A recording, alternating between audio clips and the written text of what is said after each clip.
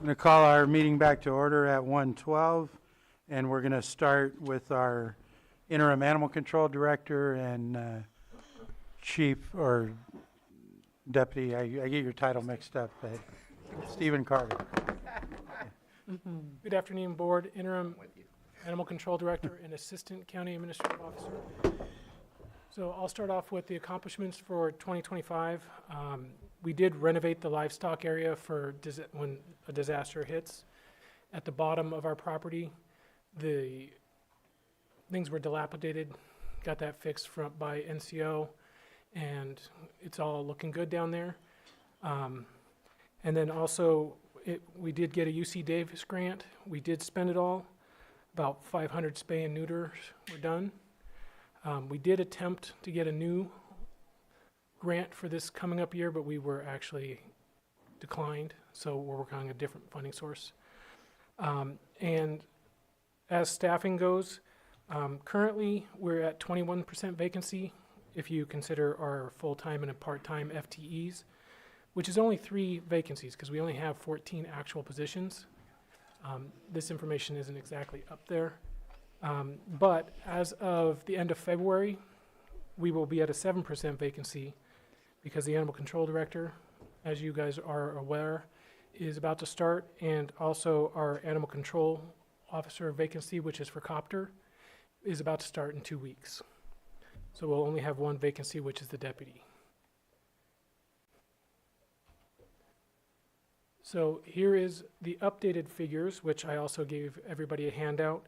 So the cases filed have gone up year over year, but the intakes have gone down. The most important is our outcomes. The adoptions have gone up to 308, and not so good, the return to owner went down at only 179, and other rescue types are 316. And the euthanasia has gone down immensely. If I recall correctly, almost 300 down. So euthanasia is 382 for 2025. It was 638 last time. So that is far less. We're having a lot better live outcomes. And vaccine clinics held is 0. That's not very good, but we didn't have an RVT, which that is actually important to say as well. We do have an RVT on staff now, so certain things like vaccine clinic can now happen, and we had our first one in January. We plan on having at least 1 vaccine clinic every single month again. And once that gets up and running, planning potentially 2 times a week. We used to have it once a week. Would that be around the county or just at that location? It's at our location currently, and it's before we open at 11. So our doors open at 11, but it would be at 9 or 10 in the morning. Okay, thank you. So our staff can actually, on their normal duties, be able to. Thank you. And Mr. Carter, those clinics, 2025 data, was that fiscal year or calendar? Calendar. Or a calendar, okay, thank you.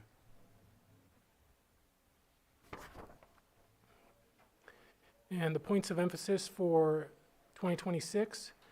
So we're still working on our policies and procedures related to the annex and overall disasters. We do have a final draft, so hopefully that should be done in the next few months. Capital improvements, since I've been there, we plan on doing an actual paved road down to the pens for the disaster. And there's a plan in between the 2 buildings.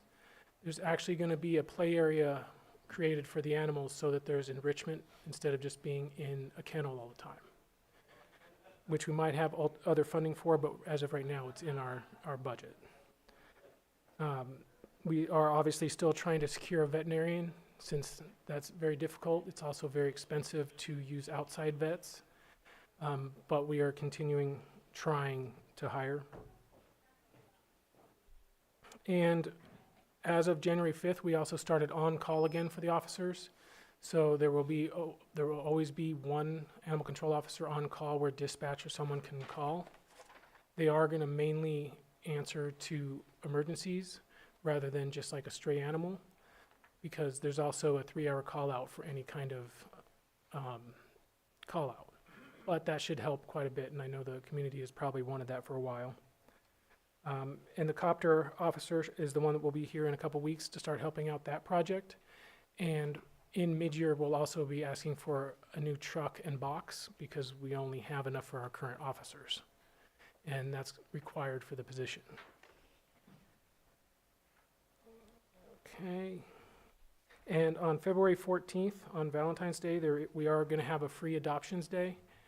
And it's going to be at the shelter. And a flyer will come out 2/1, February 1st. And that's, the data set should be the same next year unless your board has something different. And that's all I have for now. Any questions from the board or further comments? Seeing none, we thank you for the report and the presentation. Or did you have a question? Yes, Supervisor Peiss. And thank you for your leadership. I'm sure you're getting excited to go back to your permanent role, but we really needed you during this time and really, really appreciative for all the work that you've done and the leadership that you've shown over at Animal Care and Control. Thank you, trying hard. Supervisor Owen. Yes, would you be able next year possibly to add stats for livestock, horses and livestock? I can't say positive yes, but I will absolutely look into it. Perfect, thank you. And I will say that we did just recently have 3 horses, I knew that, that's why I'd asked. and they are all out in good circumstances. Perfect. And we get pigs and things quite often. Mm-hmm. Is the rooster still there? I recall hearing it recently, but I can't say as of right now, but I think so. Is that your rooster? No. Anything take that further notice from the down. board? Thank you. Not seeing any? And close your eyes if you're online, I'm going to IT. Yeah. Oh, did I? We'll go ahead and call up our IT Director, Shane French. Thank you, Board. Thank you. Thank you, Stephen.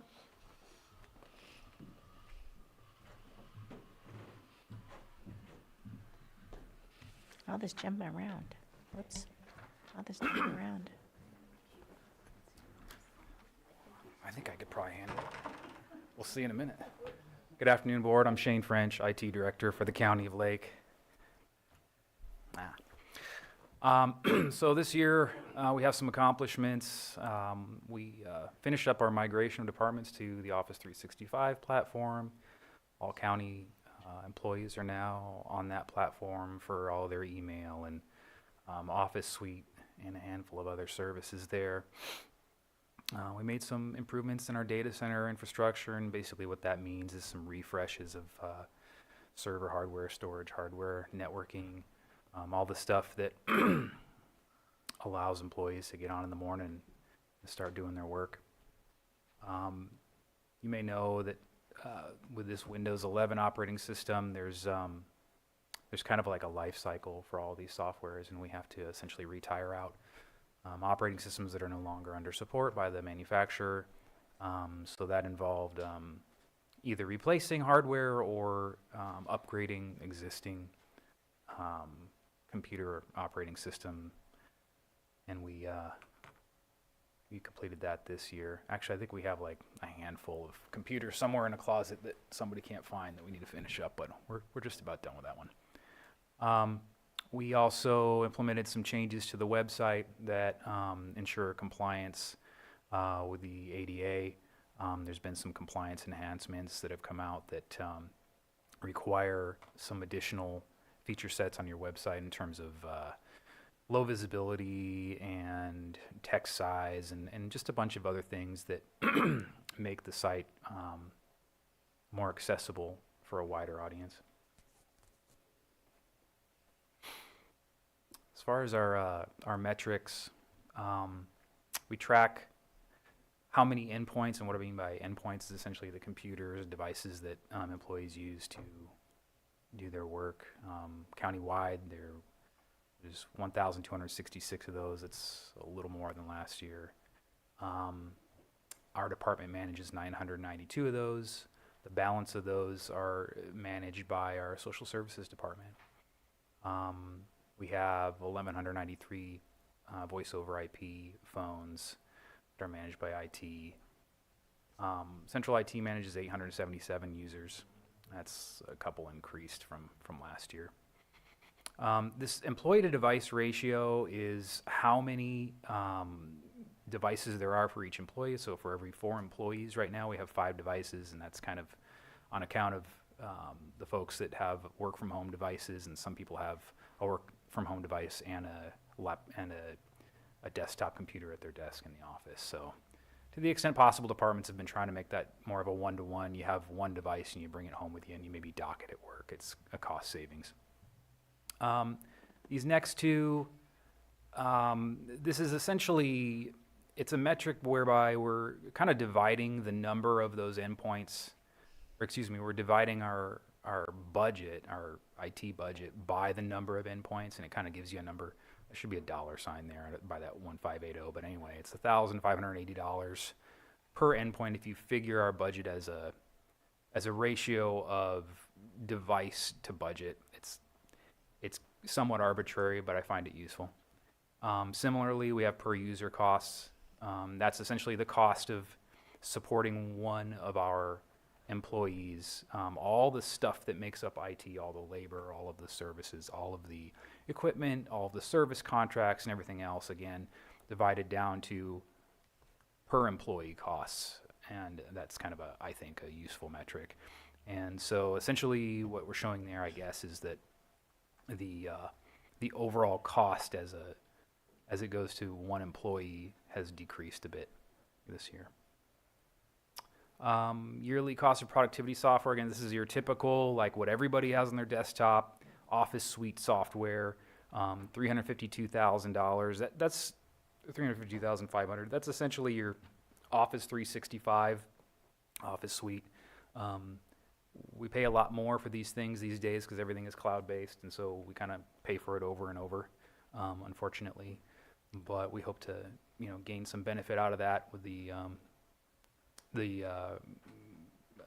frequent upgrades and different features that come out with these things. And then again, I kind of divide that cost by the number of users, and it's $341 per employee per year. And then security specific spending, this is like all the security products that we need to secure our network. This is essentially how much that costs us this year. That increased a bit this year as expected. These costs are rising every year. And again, per user, it's about $188. So you can kind of see there's a pretty substantial cost per employee for each of these.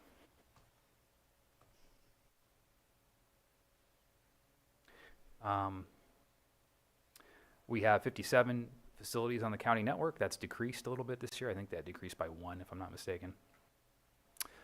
3,338 service requests completed. This is basically our ticketing system. 49 terabytes of data managed. Of course, that grows every year.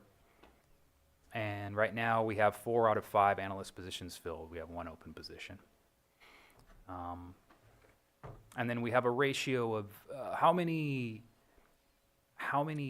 users each of these analysts supports. And right now, that's 248 to 1. Now that ratio will go down once we fill that open position. And then analyst to user endpoint ratio, again, that's more derived by the number of endpoints each staff member supports. And our budget was $2,450,000. This next one, typical number of employees working from home. That's like how many people on a typical day are actually working from home in our workforce, 186. And this next one, overall employees working recently from home. That's like kind of the broad spectrum of folks that actually work from home, not maybe every day, but it kind of gives you an idea of how many people are routinely working from home. So that's 379. Points of emphasis for 2026, we have this aging Wi-Fi network that we've had throughout the county for a number of years. It's end of life. We're replacing that with a modernized system that is much more performant and will give a lot better coverage, a lot more I guess, bandwidth in terms of radio signals and things and the way they propagate. I think it'll do a lot of good, especially for this building. Replacing a lot of wide area network wireless infrastructure. This is basically the wireless connectivity that connects various county facilities to the core of the network. Replacing some of that. There's going to be a website design, a minor website design refresh. It's part of our Civic Plus contract. And we're finishing our multi-factor authentication rollout. And that's it. We have questions from board members at this point. Supervisor Owen. I would just like to say thank you. You guys have really been a lot of help to me in 2025, so I really appreciate your services. You got it. Thank you. And likewise, really appreciate the work you guys are doing to make sure that we're secure and with all the advances and the threats that are out there against computers. So appreciate the work and thank you for being here today. Okay. Thank you. Thank you, board. And next, we're going to move on to our librarian for a presentation about our library system. We have our director, or our librarian, Christopher Leach.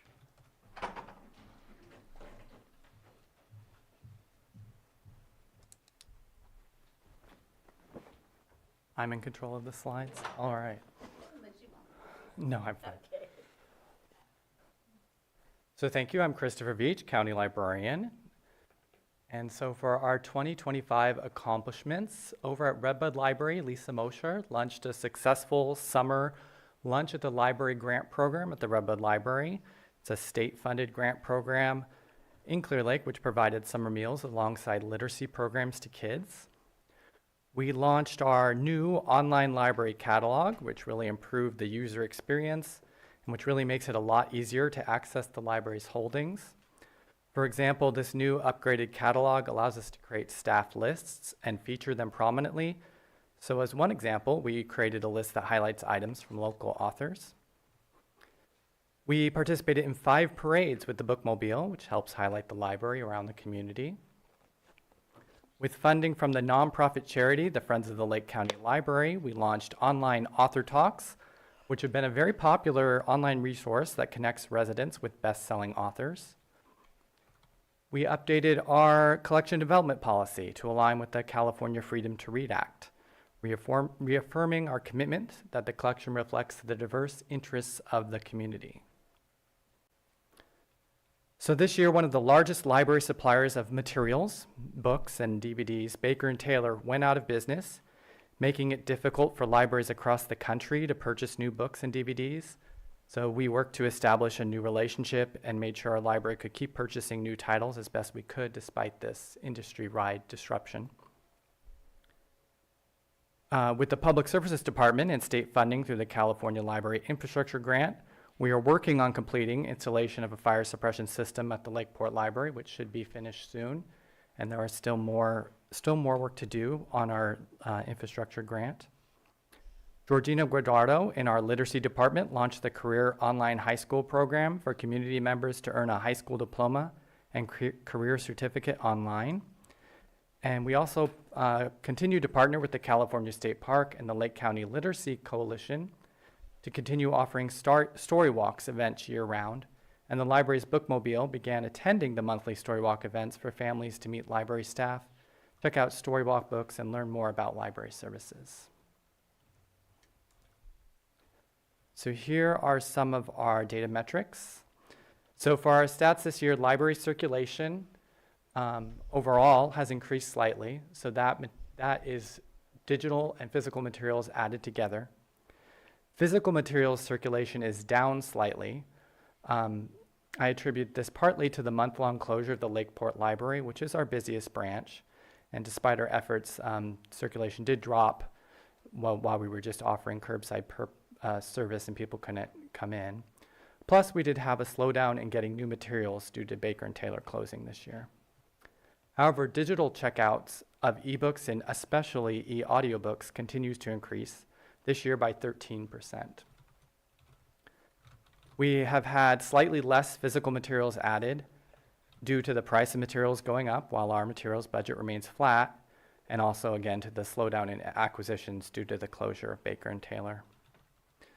Public computer sessions is down very slightly by less than 1%, but the number of devices we lend has increased, as well as the number of programs offered and attendance at those programs. So for our outreach performed, we performed over double the number of outreach visits than we performed in the prior year. And that's attending classrooms, attending public meetings, attending street fairs or farmers markets, or visiting those places with our bookmobile. Our new library card numbers is down by 10%, but our total number of library members has remained steady. As stipulated by the state, we purge library card members who have not used their library card in the last 3 years. The number of library visits is a new metric, so I can't tell you if it's increased or decreased, but our door counters estimated 112,525 visits to the library and the bookmobile this year. And then we have some of our statistics just for the bookmobile. So the number of visits looks like it's down there compared to last year, but that's because we decided this year to only include visits to our standard stops in this metric, not to include our outreach visits, which are highly variable in this metric. So that is just the standard stops that it visits every single week around the county. The number of materials we checked out via the bookmobile and the number of stops we made on our regular schedule did increase from the year before, though. And then our points of emphasis for next year, we'll continue to work on our library collection and maintain our grant-funded state programs. This year, we want to work with local public schools to make class visits and make sure every first grader is offered a library card. And then this is a big one behind the scenes, but we are moving from our current integrated library system, which manages every transaction in the library, to a new one, along with side of our partners, Sonoma and Mendocino County. Information technology is working on upgrading cables in all of our library branches, and we're still working on the California Library Infrastructure Grant to make life and safety improvements at our branches. And we will continue to monitor and report on the same metrics next year, unless you wanted to add any others, and I'm happy to answer any questions you might have. One question I have, understanding that cards get canceled if they don't get used in 3 years. Do we know what the percentage of this 1841 new cards was people coming back because they had a purge card and as opposed to never had a card before at all? If someone was purged and they came back, they would show up as a new library user. So we can't really track that? No. Okay. Yeah, once they are removed from our system. And Okay, no worries. I was just curious. Any other questions from supervisors at this point? Not seeing any. Well, thank you for providing us that information today. thank you. We'll conclude this. We're going to go ahead and move on. I'm going to go out of order a little bit and call up the registrar of voters. What page number is at the bottom, on the right corner, on your 37. This 37, is thank you.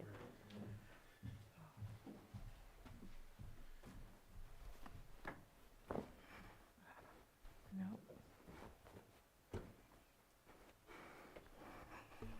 Thank you. Good afternoon. Maria Valadez, Registrar of Voters. Thank you for having me here today.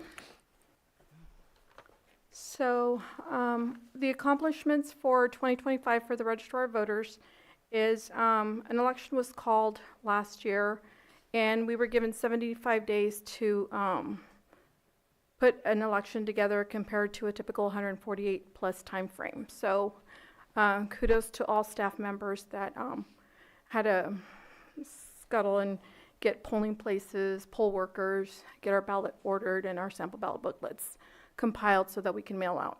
So we successfully administered the election and completed certification by December 2nd, which was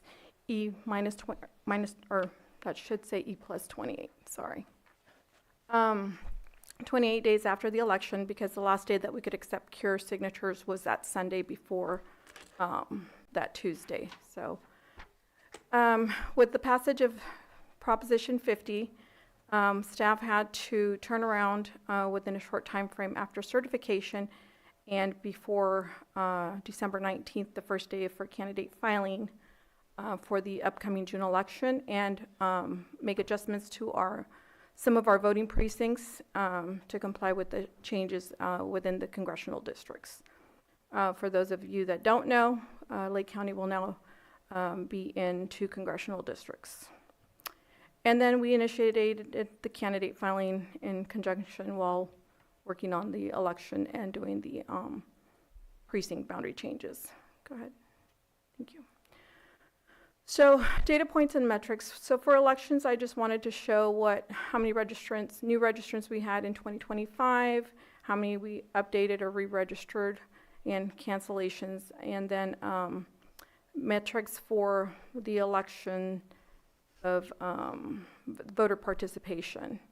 So the number of how many ballots were issued went up because as every year registration increases. The participation, it's hard to measure because it depends on the type of election and the voter interest on whether they want to vote or not. But just to give you an idea, this is how many ballots were received by mail in the office, at the drop boxes, and on election day at the polling places. Next slide, please. I wanted to break down on election day at the office versus the polling place, just to show you that on election day, we issued 56 vote-by-mail ballots at the office, 346 ballots were dropped off at the office, and then we fielded 1,358 calls between 7 a.m. to 8 p.m. Voters calling in and poll workers verifying voters to make sure that they were voting at the right polling location. At the polls, 1,633 people voted in person, 369 voted provisional, and then 2,800 ballots were dropped off at the polls on election day. Our points of emphasis is in 2026 is to fill our current vacancy. So we have one person that's out, and we hope to fill that out here within the next couple of months before the June election. We're preparing for and administering the June 2026 statewide primary election. And we'll also be preparing for the November general election as soon as we certify the primary election, sometime around July. This year we've had to implement, there was 43 election-related legislative bills that were chaptered last year, some of them which went into effect last year, but the majority will go into effect this year. There was a couple of bills, specifically one is going to be AB 1249, where we'll be required to be open Saturday before Election Day for a minimum of 6 hours to the public. So we'll be making an announcement and a media release for that. Assembly Bill 5 also, this is going to hit us pretty hard because the bill requires that we count all ballots 13 days after the election. So this will be a huge impact in our office for staff. We'll have to figure out how to do that. The only ballots we don't have to have completed are those that are provisional, the problem ones with the cure signature letters, and or any ballots that come from the other counties. So, but we still don't certify until the deadline. So we don't certify early, we just have to be done verifying signatures on the vote-by-mail ballots. Let's see. So that's 13 days as opposed to 30 that was previously to count. Yes. Okay. Thank you. Mm-hmm. And I think another bill that also passed is going to require that we, instead of weekly updates, that we have to do bi-weekly updates. So we'll have to get all of this done, but also stop to do updates for, the counts, for election counts. And then we'll be continuing participating in voter outreach events and promoting voter education. I didn't include it in my any of this, but we did attend 4 outreach events last year. So 2 high schools, Woodland College and the Night Out was attended by staff. So we're working on continuing participating in those. This year we'll have 2 coming up that we'll be participating at, Kelseyville being one, and I don't recall which the other one is at the moment, but that's good. So data points that elections can continue measuring are new registrants, cancellations, updates, re-registrations, voter participation, and outreach efforts. As I said, it's hard to measure voter participation because it just depends on the voters' interest to want to vote. So I'm thinking probably 2026 might be a high turnout. And that concludes my presentation. Supervisor Owen, do you have a question? I do.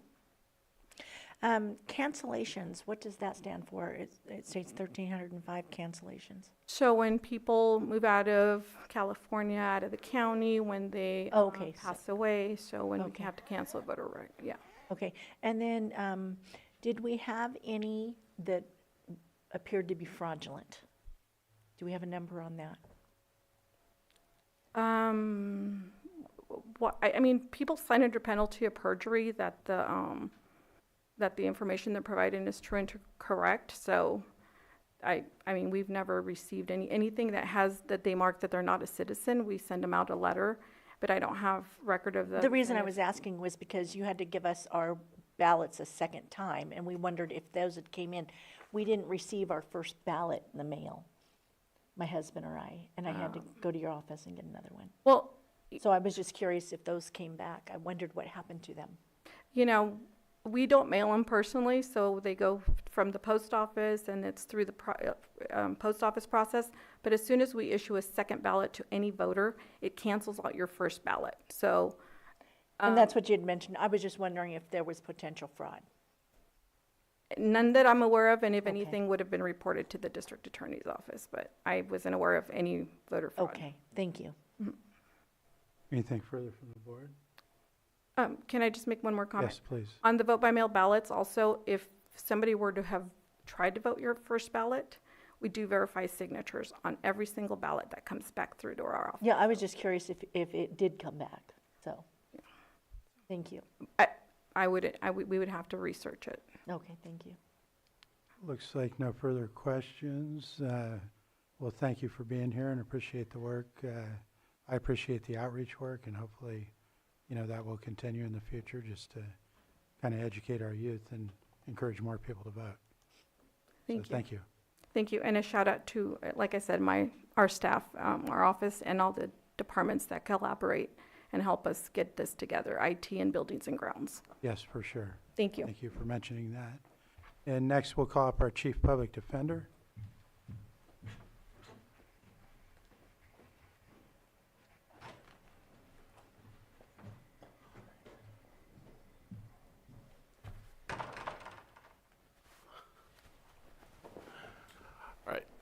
Thank you.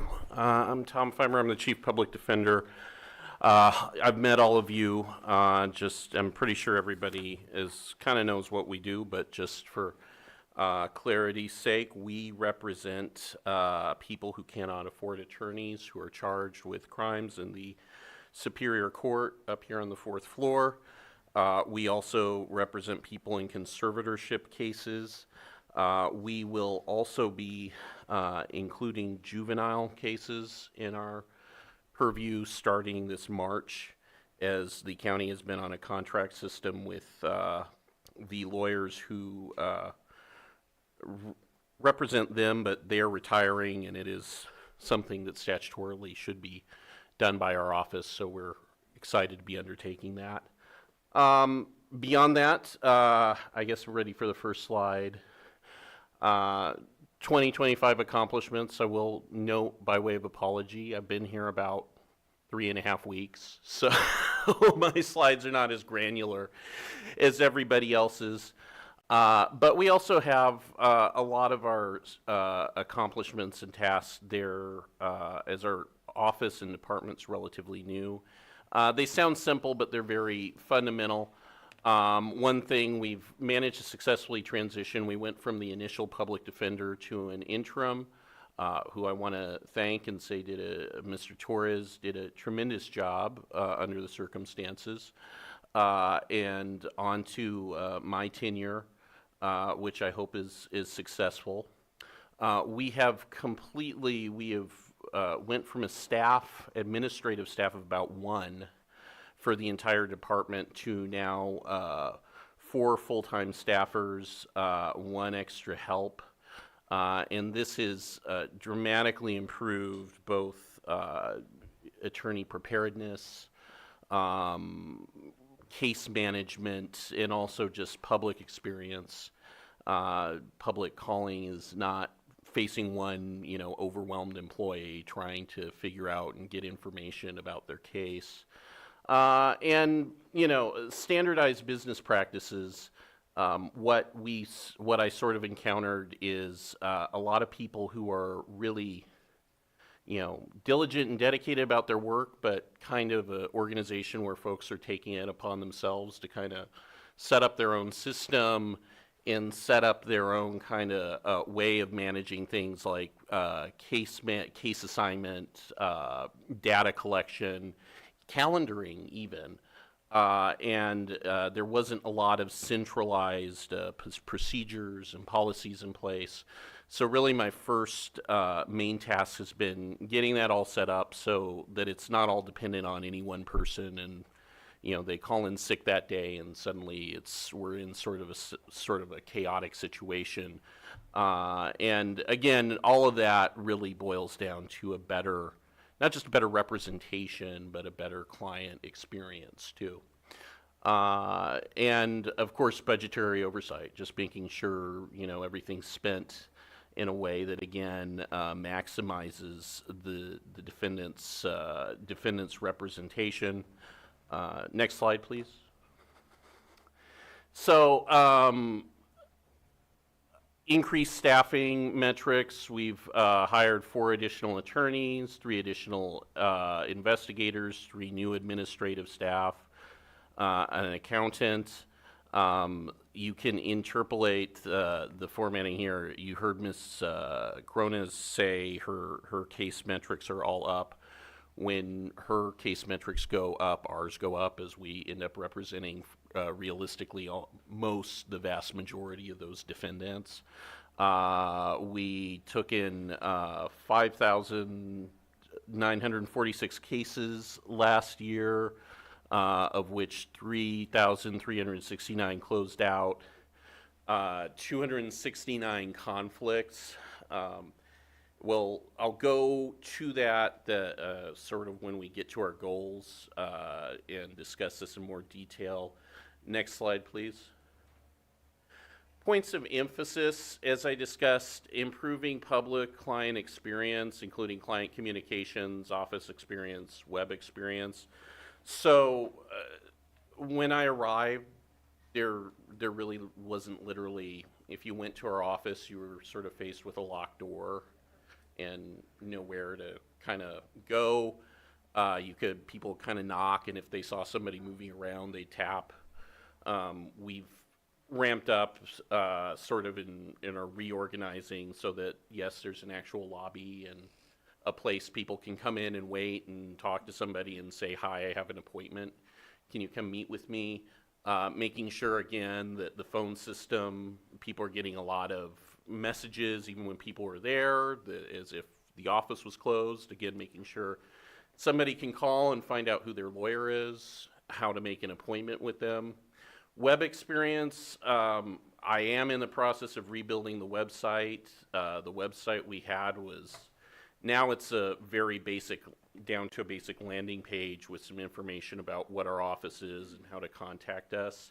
It had been a kind of a very hodgepodge of different things, including some advice on some topics we really don't actually cover as part of our job. So I'm sort of working on to get more focused to our clients' sort of needs. More accurate and precise data gathering and analytics. Another thing I kind of found is historically, when I was administrator of LID, we had our own homemade kind of system, but was very easy, however, to get basic case info from. The Defender's Office had purchased a software system, case management system that has some very useful capabilities, but as I found, it was not most of the data that we're really looking for, such as conflicts, caseloads and such is kind of being kept in a, there's a spreadsheet here and there's, a list over there, and it's not really as centralized as it needed to be. And a lot of that goes with, I've instituted sort of a more regular file management system so that, again, as cases come in and files are processed, that most of this data is collected at a central point, and calendaring is regularly checked at a central point. And again, these are all basic systems just to make sure that we're on point, we're all making our appearances, the data we need is being collected, and it's being kept in a place where people can get it and know how to get it. And that's included training and improved sort of use of the software that I inherited. Goal to work with the Public Defender Oversight Committee, which hasn't met yet on my watch, but I'm looking forward to do so.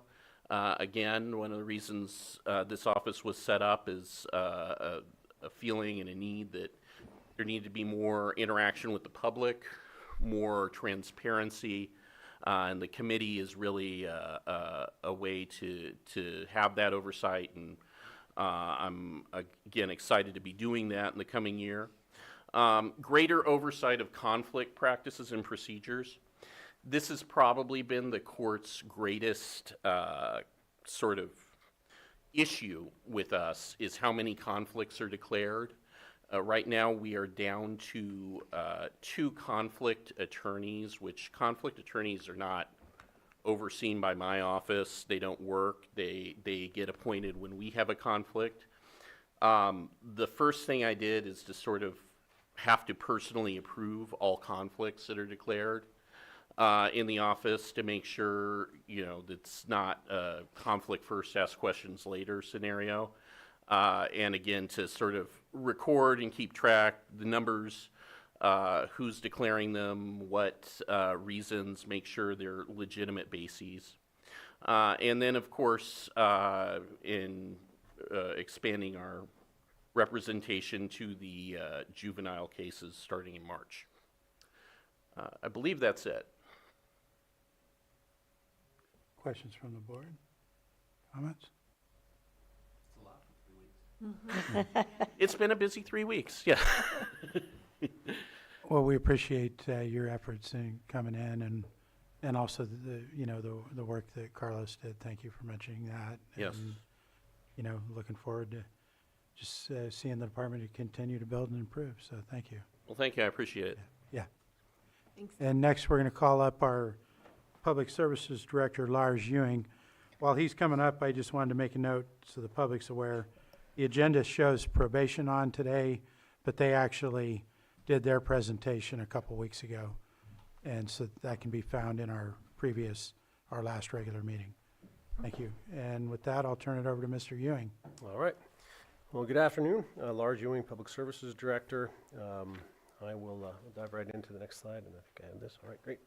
The first thing I wanted to highlight as far as an accomplishment is the overarching management of the infrastructure that Public Services is responsible for. You can see buildings, parks, and landfill are the ones highlighted there. There are programs and services that we run, certainly that are addressed later in the slide, but over 100 buildings, parks, and the singular landfill. That's the heavy lift.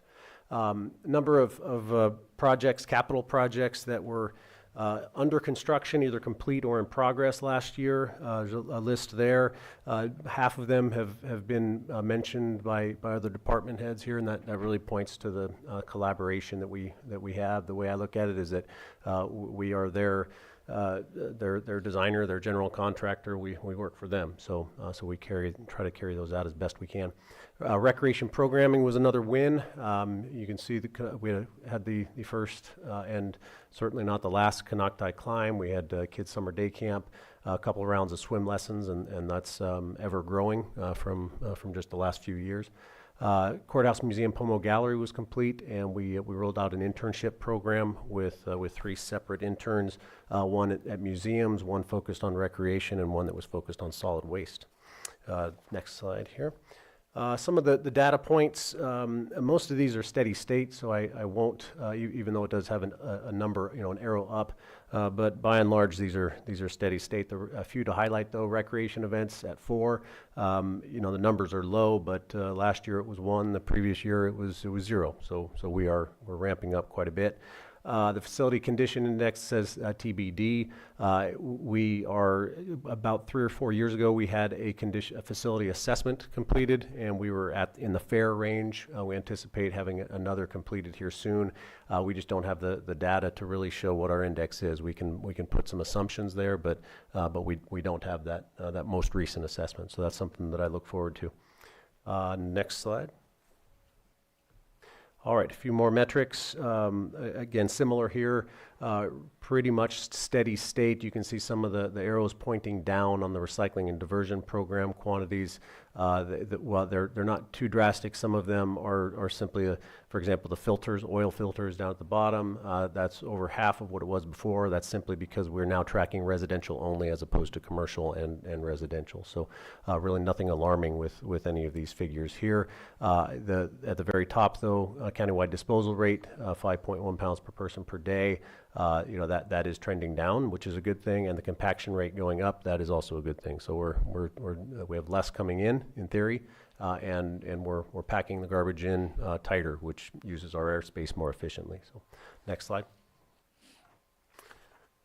All right, points of emphasis moving forward. So organizing these by the divisions that are in public services, solid waste, and recycling. You can see landfill expansion, the various phases carrying those projects forward. Working on a long-term disposal plan as we run out of space or envision running out of space at the landfill. We are about 20 years out from hitting that, but we need to start planning for either options of expanding at that location, alternatives of somewhere else, handling our waste stream in an entirely different manner. So we're going to look at doing a long-term local disposal plan for that. Beverage container recycling solution. This really is a state program that I believe your board is certainly aware of. We continue to look for opportunities to step in and try to fill in the gaps where they are not. We have a grant that we are working with in partnership with Mendocino County through a contractor, and it's been apparent with the bumps and bruises along the way. I think for your board to be aware of as elected officials and carrying it forward, just that this is a state problem that is trickled down. Certainly, the money that comes in for CRV does not come to the county; it goes to the state. So that's certainly a problem.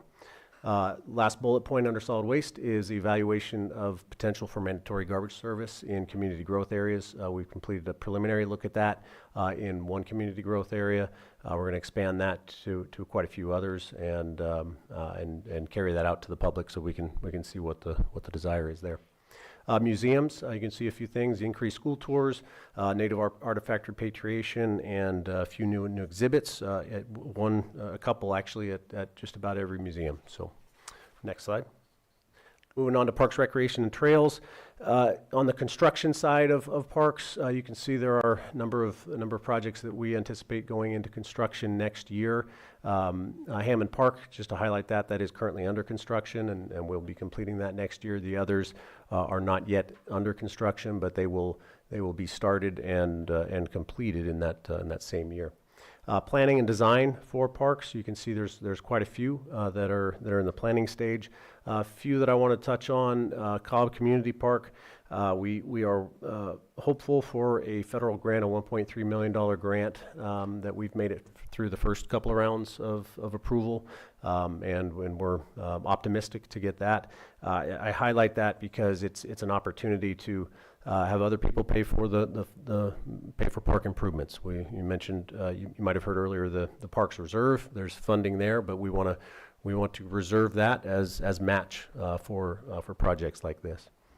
Let's see, Highland Springs Park. That is not a public services department managed park. It is managed by Water Resources. It's been on on the radar as either a transfer from water resources to public services for the park proper portion of that, as opposed to the flood control portion of Highland Springs. I put up here a co-management agreement, so we'd be, that's another approach. So that's just the terminology is maybe unique, or odd, but it's collaboration with water resources on how to manage Highland Springs in the future. And then recreation programming continued and expanded. Last thing to highlight there is just the fact that we are hiring a recreation manager here. It's been a little bit of delay bringing her on, but I'm looking forward to that. Last slide for public services, facilities here. You can see this is again on the 2026 points of emphasis, variety of construction projects, and I'm highlighting projects that go to construction because we have about 40 or 50 capital projects at any point in time in any stage, and construction is where people tend to focus, and so I wanted to highlight what we will be bringing to construction. A lot of these have been aforementioned, and so I don't know that I need to go into too much detail here, but we will be carrying quite a few forward to construction, which emphasizes the need for construction management staff, and so that's something that we have, and we have a solution to make it even more robust so that we can meet the needs for these projects. Planning and design, a few highlighted there. Courthouse interior, we have the move on the 4th floor, be coming to your board here probably in the next month with an update on the various domino effects of facility moves, and so you can look forward to that. It's not an answer of who will go where, but it'll provide some insight and allow the board to provide input. Let's see, I won't go into any more detail on the planning and design projects. And then the last thing in closing is a point of emphasis is the evaluation of a potential merger with the Public Works Department that I believe your board is certainly well aware of. So I'll wrap that up for public services. Any comments or questions from the board at this point? Doesn't appear so. We thank you for that presentation, and you'll stay here for the next one? I hope my time limit starts over, so Yeah, thank you. which is All right. Public Works. Yeah. All right, so Lars Ewing, Interim Public Works Director. I've had the pleasure over the last 7 months of serving as the Interim Public Works Director. Accomplishments from 2025. Similar to public services, I highlight the day-to-day infrastructure management of your road network. There's a lot of information there about what it includes. It's more than just the road. That's everything associated with that, and that's that's the heavy lift on the road side of it, the road crew side. To highlight a few capital projects that were either completed or are currently in progress. You can see a few of them up there, a couple of road projects and a couple of bridge replacement projects. Next slide. All right, again on accomplishments, pre-construction milestones, just two specific projects that I wanted to highlight. Again, similar to public services, there are about 50 capital projects that we are in various stages on. So to talk about every one would be, we don't have the time for that, but two milestones I wanted to bring up for two projects. One is South Main Street, Soda Bay Road, both the road widening and improvement project, but also the utility undergrounding. The pre-construction phase is complete, as your board, I believe, is aware.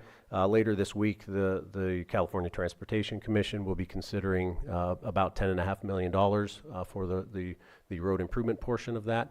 Have no reason to believe that won't be approved. So that's an exciting milestone, still with plenty of work to remain. The utility undergrounding portion we anticipate later this calendar year, and then the road widening portion in 2027. The other project to highlight there is Canocti Road sidewalks. The pre-construction phase is complete. Your board a few weeks ago, actually a month or so ago, awarded the construction project, and we are looking forward to going into construction for that. Fleet and heavy equipment, what's called AKA Central Garage. They have a heavy, they are managing similar to the road network. They're managing the day-to-day infrastructure for our vehicle network. They also do it for, so those are for the department-owned vehicles. They also do the same for heavy equipment for roads and a few other departments. So you can see a few of their focuses, maintaining and modernizing the fleet, and a highlight is that we did add in hybrid electric vehicle capability and the charging infrastructure for that. So that'll be expanding. To call it a pilot project is probably not the right nomenclature, but we are starting at the small level and building it up. Last highlight here in accomplishments is the county surveyor. This is an often overlooked division. I do call it a division in public works. I don't know if it has been before, but it truly is. That two-man crew, one man, one woman crew right now does a yeoman's work, and it's more than going out and surveying what you might think of as field surveying. They handle county surveyor office functions primarily, and they provide a significant service to the public as well as internal to many departments. I would say community development being the main player there. So, next slide. All right, data points here again, similar to public services, nothing too extreme. Some of the numbers, comparing them to previous years, you can see, service requests, did go up, but at the same time, new service requests went down. So nothing too out of the ordinary here. I haven't jumped into the weeds on this to determine whether these are appropriate to track, but I think that's something for the permanent director to do in the future. Let's see, equipment, same comment there with equipment and vehicle fleet. So, all right, next slide. So moving on to this calendar year and points of emphasis, just jumping right into construction, you can see a laundry list of projects that we anticipate going into construction, some of which I mentioned previously, but there are a few ongoing ones to comment on. One is the 2026 pavement preservation project, which is AKA the chip seal. Hill Road, we'll call it the landslide, but Hill Road and North Lakeport, that's one that's been on the books for quite some time. We are right at the very end of the right-of-way approval, and construction is anticipated this year. And then you can see a number of bridge projects, and these are, again, the ones going to construction. Engineering and roads here, kind of an odd terminology of engineering and roads, but bottom line, you can see that besides the projects going to construction, they're planning and design of quite a few other projects, not just road, but also airport improvement projects. So, next slide.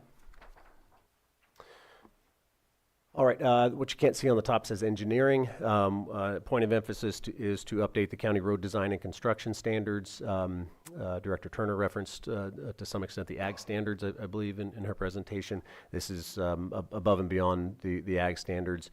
We're doing those in parallel, so we don't wait on the ag standards for the overarching all county road design and construction standards, but these are dated and need to be updated. Not on the slide for engineering, though it's worth mentioning. I haven't talked at all about staffing. Staffing, I would say, is we could talk about the vacancy rate, but one thing I wanted to highlight, one specific position is a deputy director position for Public Works that we have a new deputy director starting next week. He's an experienced engineering and experienced capital project manager and experienced in the county as well. So he has over 20 years of experience previously in public works, so it's a great opportunity, if for nobody else than me, for him to step in and really lead that engineering division, which is full of great employees, and I think he'll be a great addition. Let's see, roads, a point of emphasis here.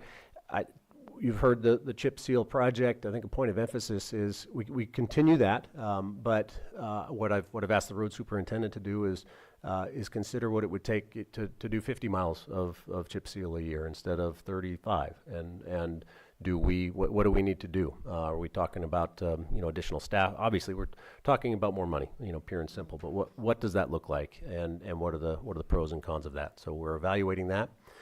Fleet and heavy equipment, you can see basically it's continuing to do their job. That's really the summarization there. Same on the county surveyor. One unique one there at the end is relinquishment of Caltrans Highway 29 frontage. When the highway was constructed, it resulted in some portions of roadway that need to be relinquished to the county, and so we're working through that process.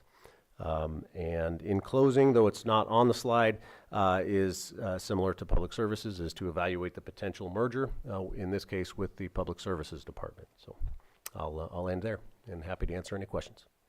Supervisor Owen. What areas on 29 are they Caltrans relinquishing to us? It- Is that it's- around Hartman? No. It's the Highway 29 corridor between 281 and 175, where they completely realigned it within the last 3 or 4 years with the new construction, and it resulted in new county roads. So no, not in your district. Okay, well, I want to say I really appreciate the work that you guys have done.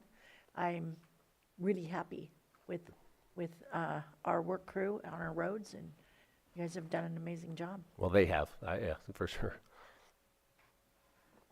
Any other questions or comments from board members? Not seeing anything, we'll appreciate your Oh, time today. I do have one more question. go ahead. I'm so sorry. Plug-in stations. I know I had forwarded you a letter from a constituent.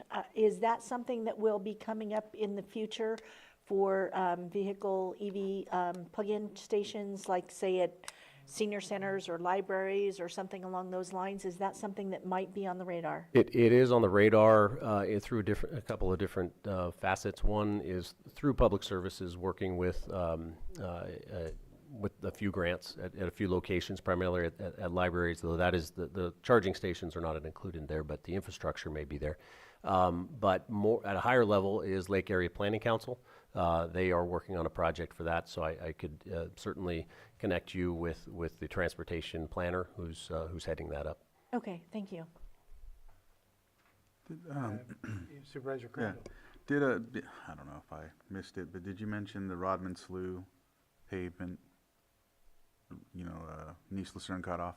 It's included in the In the plan? 2026. That's what I thought. Yeah, it's Okay, not just called wanted out to make sure. specifically. Yeah, I wanted to make sure if anyone's watching and they're wondering about it. Yes. Thank you. Anything further? Doesn't appear so. Thank you, All Mr. right. Ewing. Thank you. Thank you, Lars. And next, we're going to call up our Social Services Director, Rachel Delman Parsons, for presentation.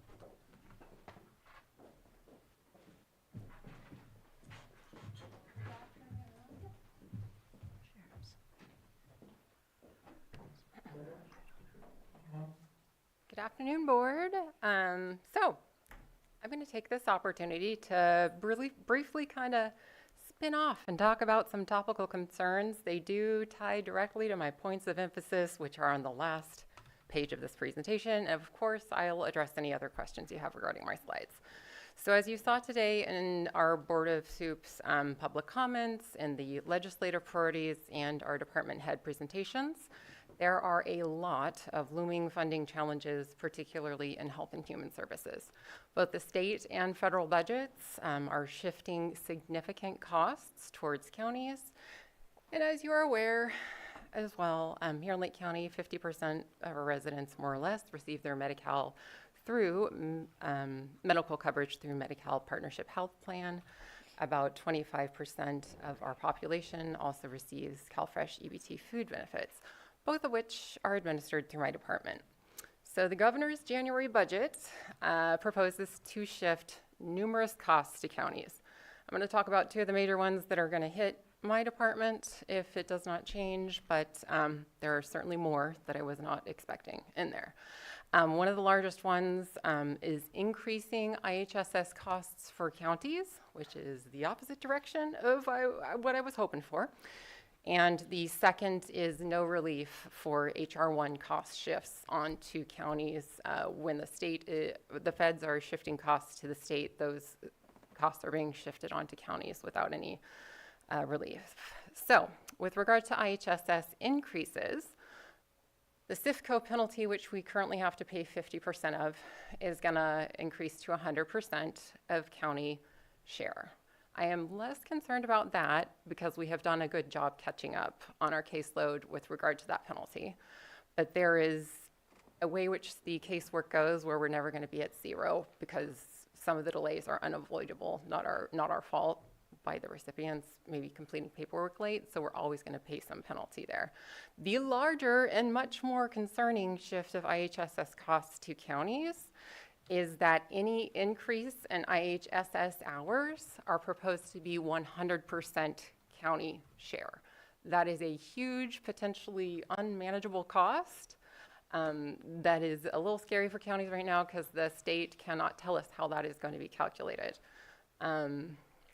And it is resulting in some counties kind of cutting hours in anticipation for cost control. We are not doing that. We are hoping to address it through legislative advocacy, and then we'll strategize after that.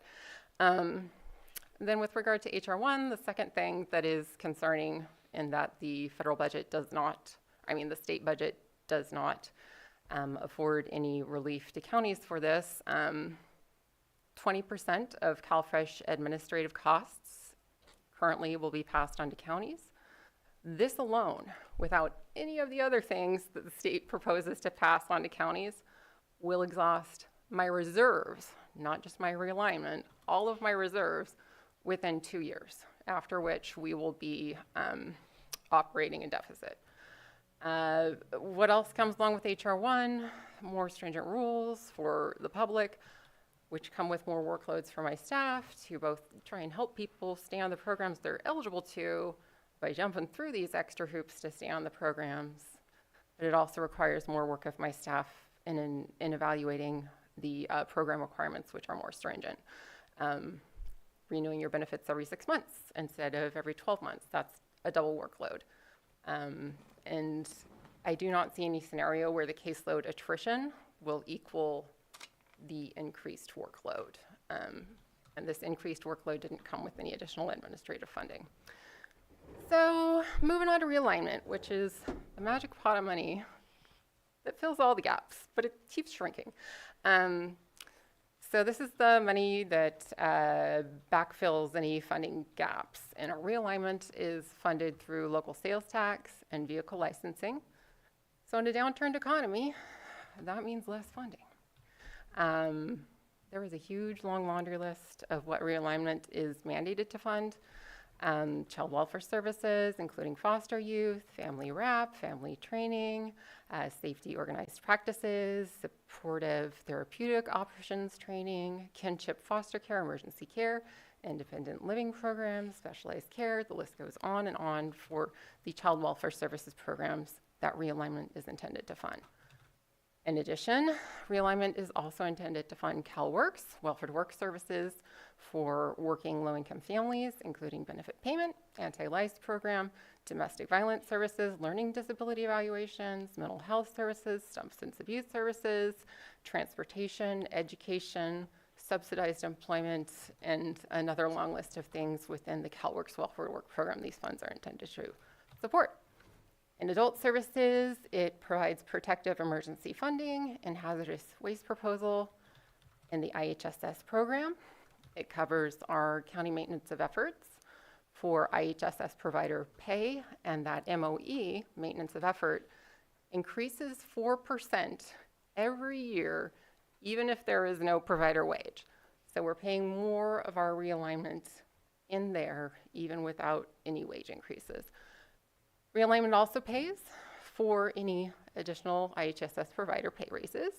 It covers the costs of public authority, IHSS advisory committee, these new CIFCO penalties, and if they don't get resolved, the new IHSS hour increase burden to counties.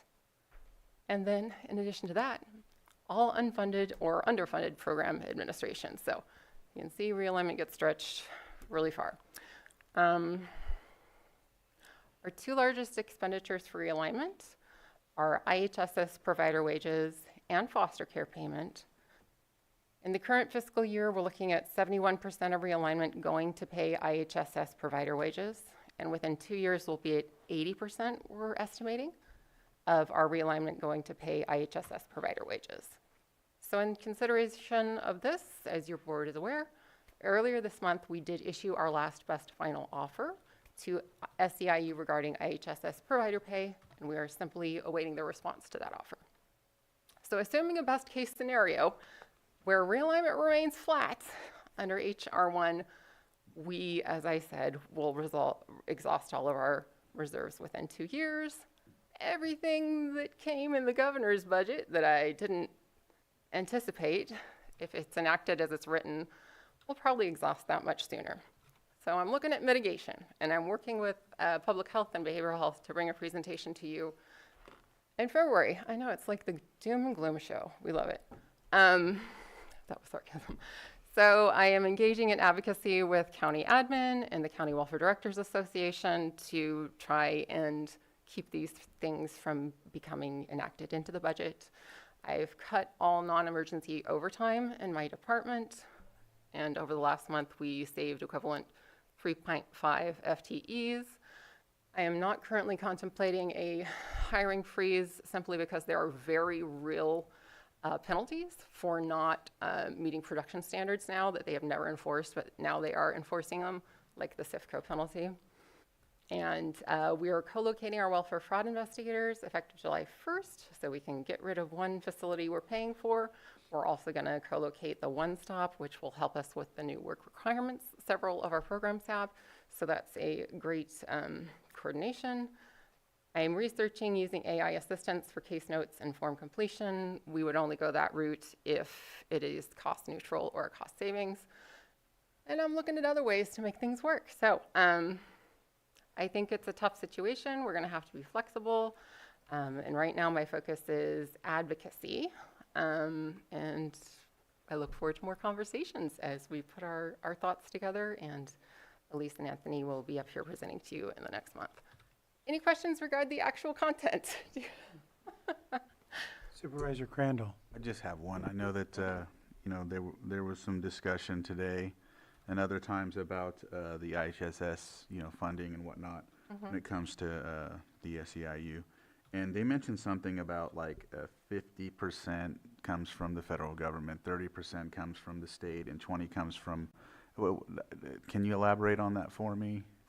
I know that a portion of it is covered by, I can give you the actual, I know that what they are paid, 70% of that is coming from me right now.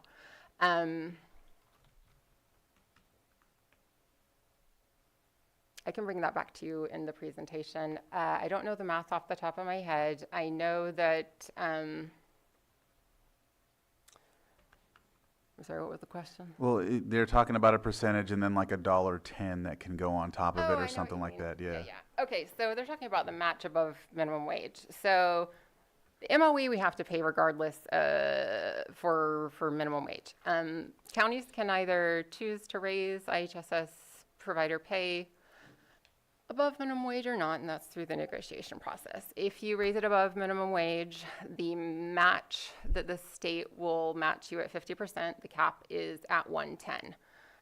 There is another method for match where you can go 10% above minimum wage, and we costed that out too, and it's just not affordable to us. I mean, we're already kicking 70% of our realignment, and it's gonna be, closer to 80%. So it's just not affordable. And the way the rules are written, it's also for a 3-year term subject to California Department of Social Services renewal if you choose the 10% match option. CDSS has indicated they're willing to approve it and renew it, but the way the rules are written, there's really like no guarantee tied in, whereas the $1.10 above minimum wage match is. So anything above $1.10 becomes twice as expensive for us unless we opt into and are approved for the 10% match, but we can't afford either. So would it be safe to say that if the federal government or the state, do they have a capacity to raise this situation? Considering that the checks that they get have come from the state, right?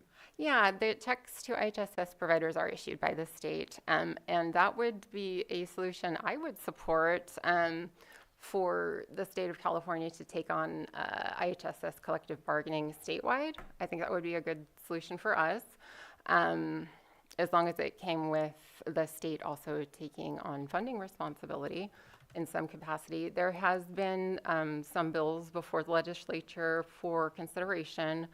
The last one hasn't died yet. It can come back one more time for consideration. I think we probably won't see it until Governor Newsom is out of office. I don't think he was supportive of that solution. I wanted to hear that right there, so thank you. Supervisor Pyska.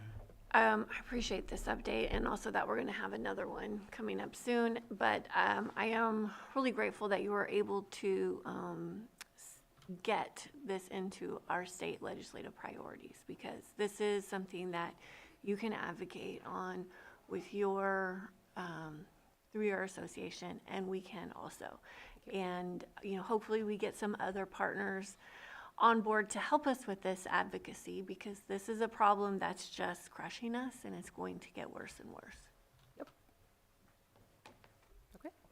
Any other supervisors? Supervisor Owen? Yes, you had mentioned that we do have some fraud investigators We that are do. working. Good. Yeah, I have 2 welfare fraud investigators. They're funded through CalFresh and CalWorks dollars, and those are the only programs that allow for fraud investigator funding. Okay, I and don't have have we, dollars for IHSS. We're times greener. I could probably find some realignment funds to make that happen. I don't think that's in my future unless someone would like to come up with some funding. no, I'm glad that we are on top of that. Okay. Considering the current climate, Oh, yeah. that's really important. Yeah, and that includes if you're thinking about the child care funding freeze, which is just like this whole other ball of wax I didn't bring up right now, because it is currently in litigation, and we got another 2-week stay, and who knows what's going to happen there. But the funding freeze wasn't just for childcare; it was also for TANF, which is CalWorks program, the entire program, including Welfare to Work, and also the Social Services Block Grant, which trickles down to all of my programs. So this isn't like stopped funding; it's frozen funding as long as we being the state, meet certain conditions to release data. Some of that data is not related to maintaining the programs, and these programs are also very thoroughly audited already. The state audits, the federal government audits.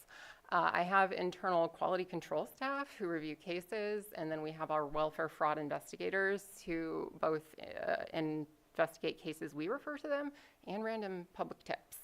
And then if the case has sufficient evidence, they'll refer it to the DA for prosecution. Perfect, thank you. And then the other comment was with Mike McGuire's office aide, Rihanna, that kind of put us on the spot a little bit. I really appreciated you following up with an email for us, giving us more current stats. So I did appreciate that, but is there any way to communicate with them and let them, because that kind of, It's very tricky when you're in negotiations. I can check with Margaret, our negotiator. She said earlier today that it was okay to mention we had given last best final, since it is important to correct misinformation. Beyond that, I haven't discussed with her, and I will let you know. thank you. Anything further?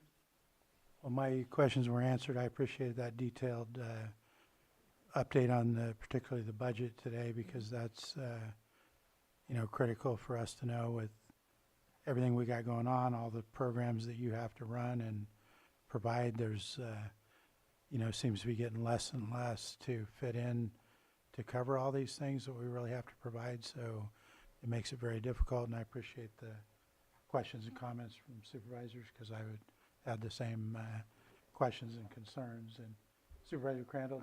I wanted to bite my tongue, but I'm not. It's frustrating to see the SIEU coming to us and putting us on the spot, yet they're behind, some of these other state legislators and the governor putting up their signs like they're not part of the problem. So I don't know. It's frustrating because I do want to help them, but at the same time, there's people with more power than us that can help them. So I wish some of them were here so they could hear that, but maybe they can go back and watch this on the video.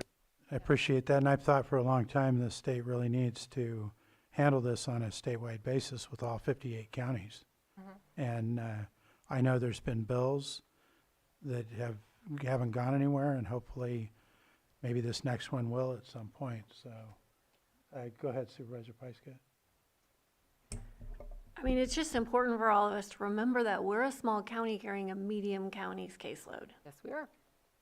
And it is not unique throughout the state, but it's just something that we have not been able to bear very effectively, and we will not be able to in the future. Especially with the funding mechanism where it's based on sales tax and VLF, and smaller county, less money, big county has it easy, right? It's a very backwards way to fund it. The statistics you sent us in the email, those were pretty important, and I know you didn't hit on all of them, but that really kind of brought things down to earth. And I really appreciated that. I'd like to see that public. I don't know if I can do that That's okay. before our negotiations are Okay. completed, which is why I was very kind of like nebulous in what I did say. Okay, thank you. Anything further from our board? It doesn't appear so, and I want to thank you again for giving us all this information today. Thank you. And I'm going to call a quick, Present my slides. what was that? We have them, we've got those, thank you. I'm going to I need to call a 5-minute break. Does that work?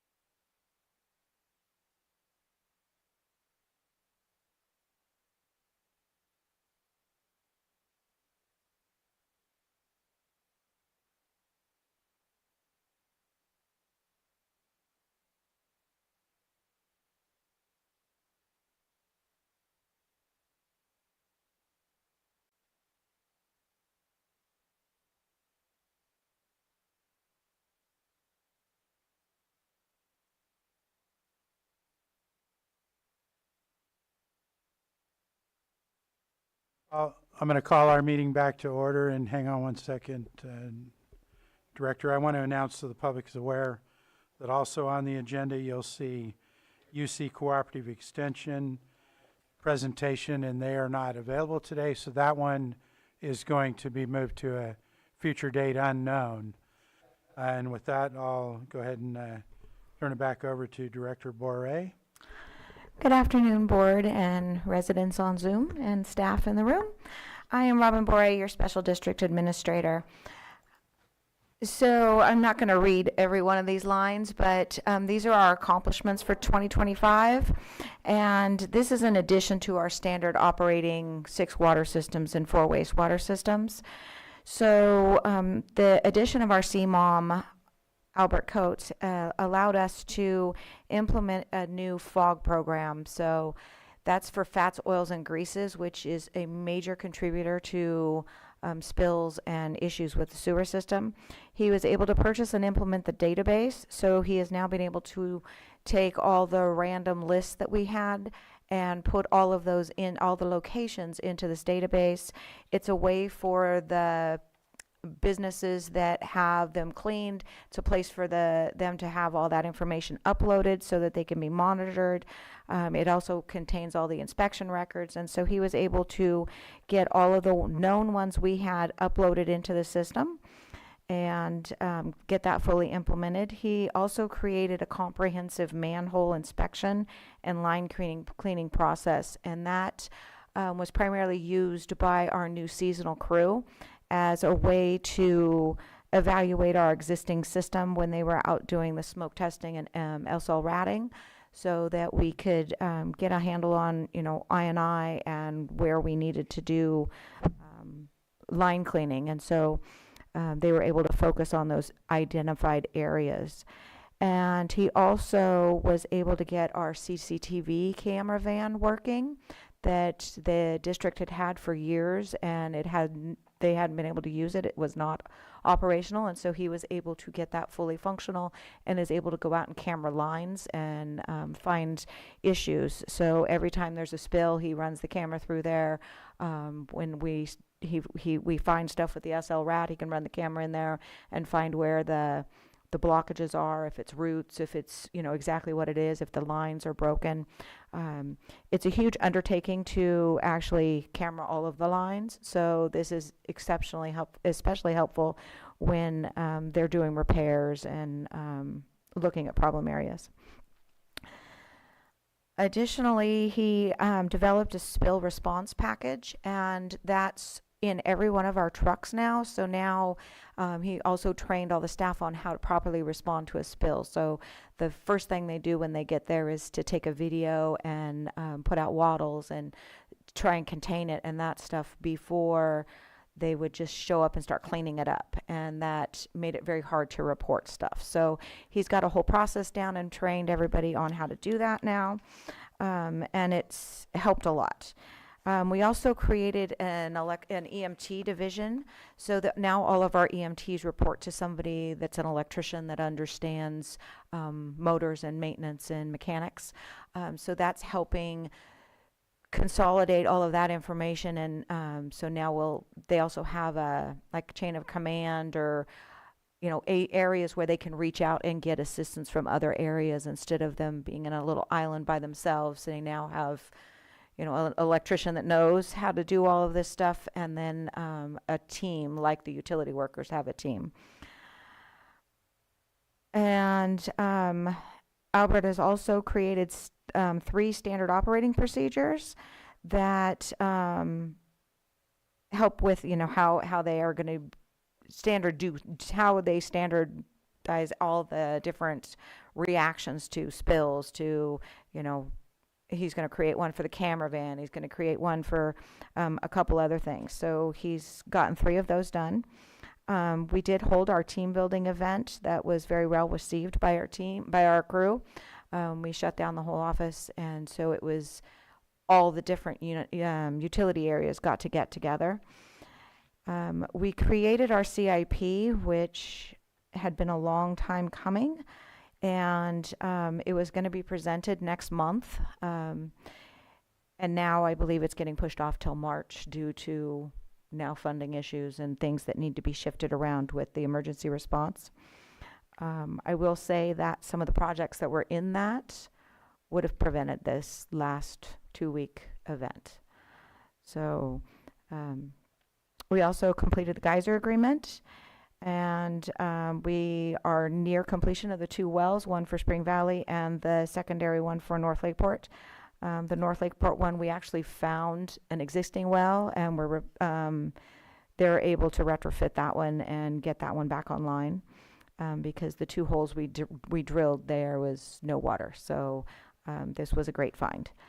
And staff has been attending a lot of training from safety, traffic control, confined spaces, and other OSHA required training. So they're all up to speed on how to operate everything in a safe manner.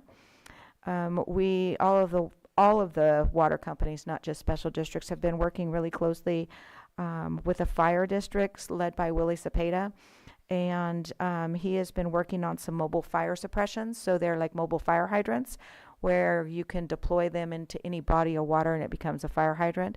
And so we're working on those with him, and we'll be storing those and maintaining them at our yards so that there's 4 of them kind of dispersed around the different county area.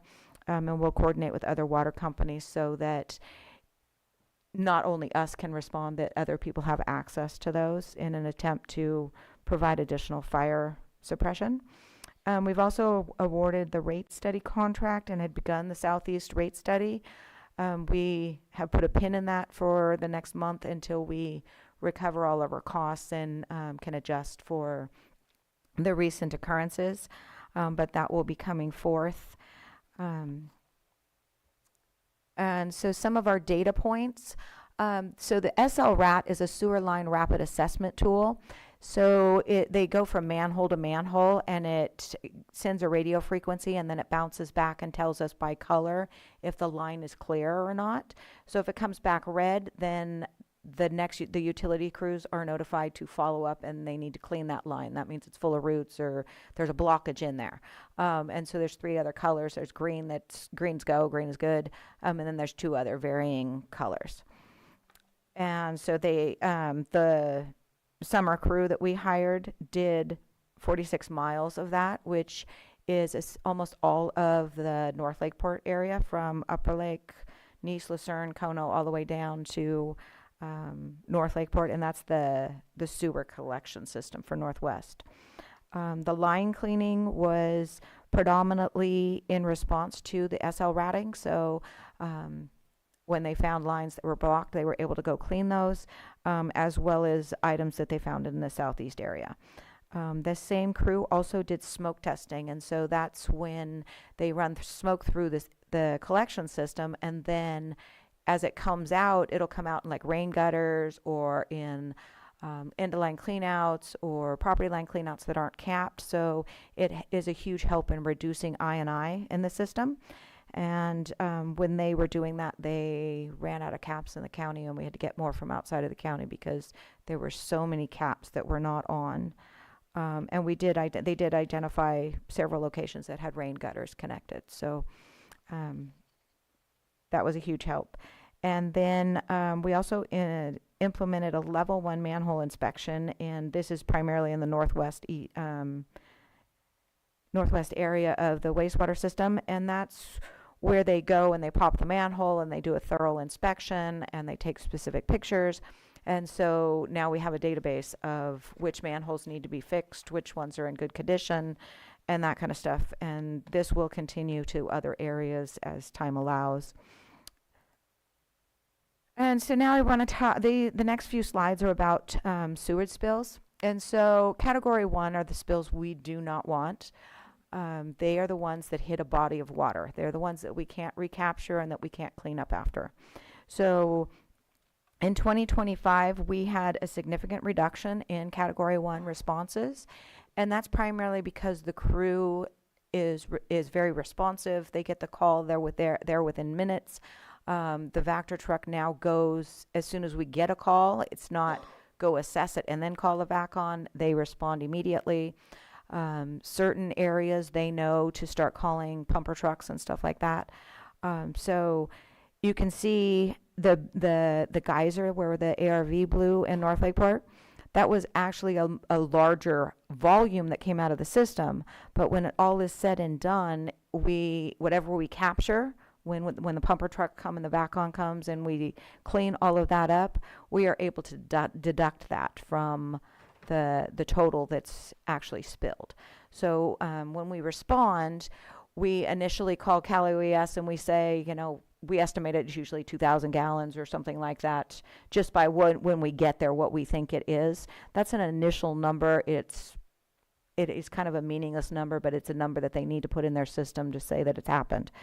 And then periodically, like this last one, we started updating Cal OES as it kept growing, to the point where they finally updated it to the maximum possible amount that could have come out of the system, despite how much we are collecting from other lift stations. So they reported 2.9 as that was if the entire collection system had failed and dumped out in that neighborhood.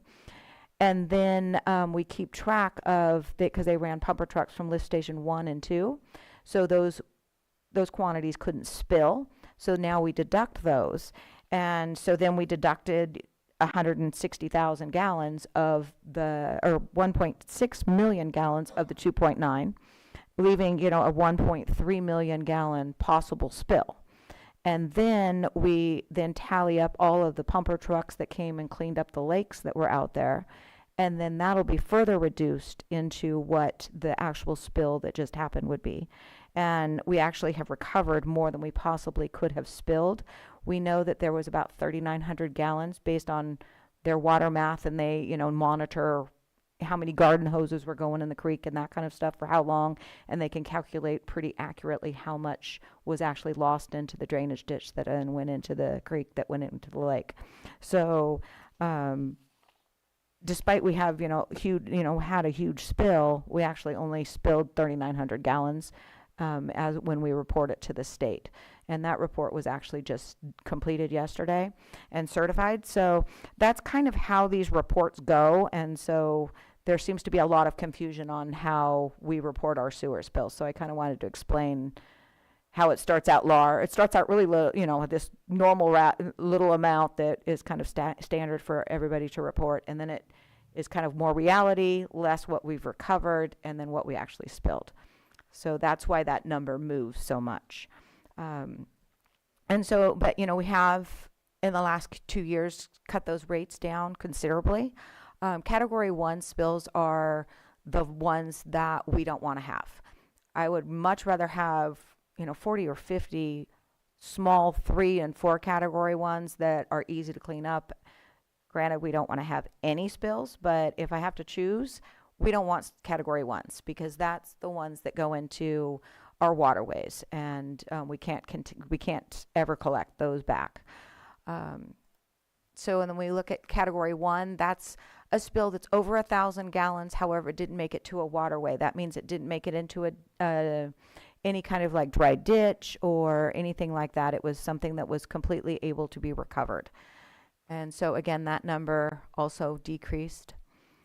Then category 3, those are the small spills between 50 gallons and 1,000 gallons. Usually, surcharges in the system, and those did go up, but those are a direct relation to staff understanding how to actually respond to the spill and calculate the flows at this point. And so they did go up, but if you look at all 4 categories, they have drastically gone down.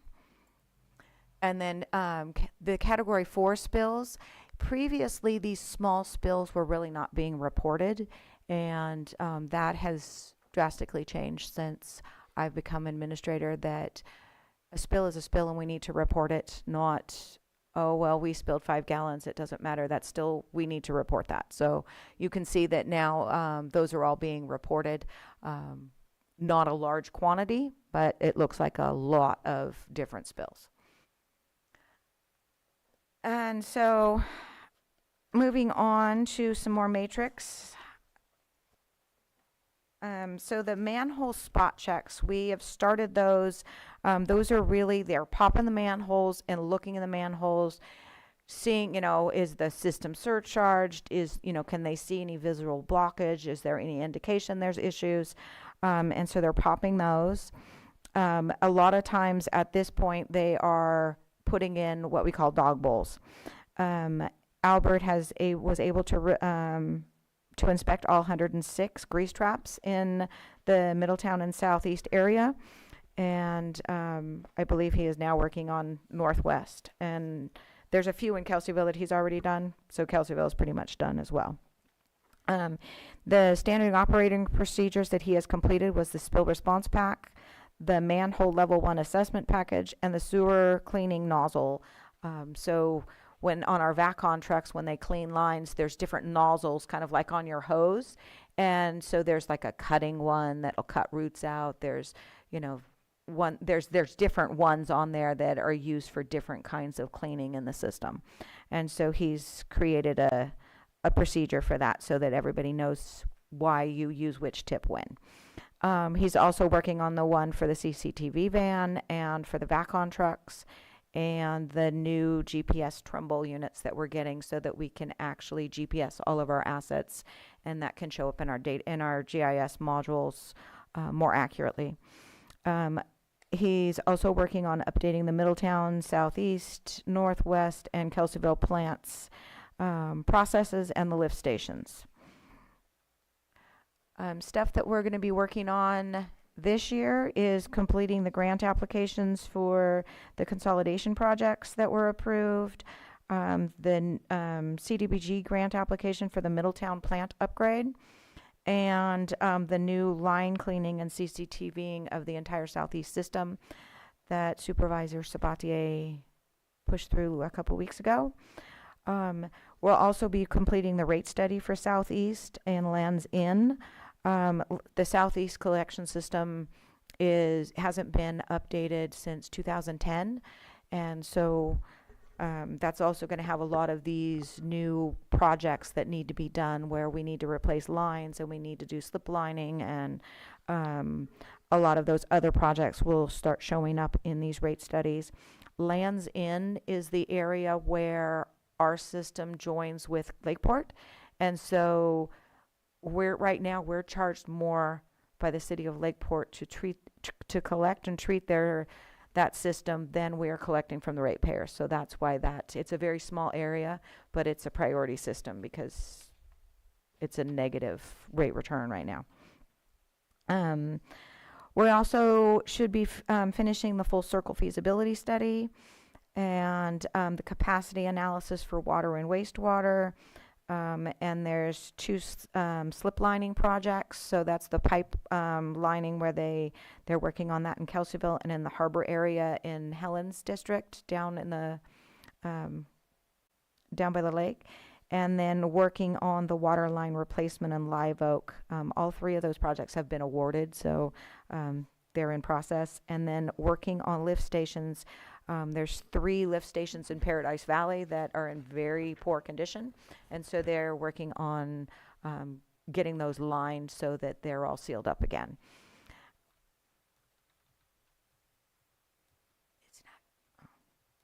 And so the next thing is to finish installing the I&I reduction bowls. That's what we call dog bowls, and it's the little saucer that goes inside the lip of a manhole. And I want to highlight that these are to reduce I&I from rain. But when they become inundated and the water floods over them, or there's runoff from like dirt areas and there's rock and debris, these will fill up and they will collapse into the system. So they're a rain deter, but they are not a end all. This is going to solve any I&I that comes across that manhole. So that's why it's really important that our manholes are never covered with water and free from any storm flows. Then we're going to finish completing the sewage dump station at Southeast and Northwest, and those plans are almost ready to go to bid. And then we will be looking at a SCADA upgrade project that will do a complete analysis of all of our SCADA systems and create a separate network from the county so that this can be a true automated system where from anywhere in the county, the crews will be able to see, oh, I have a high wet well alarm, and it's a computerized system that monitors all the wastewater, and you can use it for water as well. So we can turn on wells, we can turn on pumps, we can respond from a tablet or a phone while the crews are actually responding to scene, and getting that upgraded. Right now, a lot of our systems are sold; they don't even support them anymore. Right now, if you want to see the ones in Northwest wastewater system, you actually have to go to that office. And then if you want to see the ones for Spring Valley, you have to drive all that way out to Spring Valley. So getting one that's on a standalone system, we've done a lot of upgrades to the Soda Bay plant already, and that's our goal, is to get analysis of the entire system and what it would take to get everybody up to a modern state of technology. That'll come back in the CIP. You guys will see that. Another project that was coming in the CIP was the Southeast Headworks realignment project. That would have replaced all the valves, including the one that failed 2 weeks ago. And it would have separated. We have all the force mains coming into Southeast in one location. They come in as separate pipes. It's like 19 lanes of a highway converging into like 5 lanes. And so obviously when the large pipe kicks on, the other ones back up.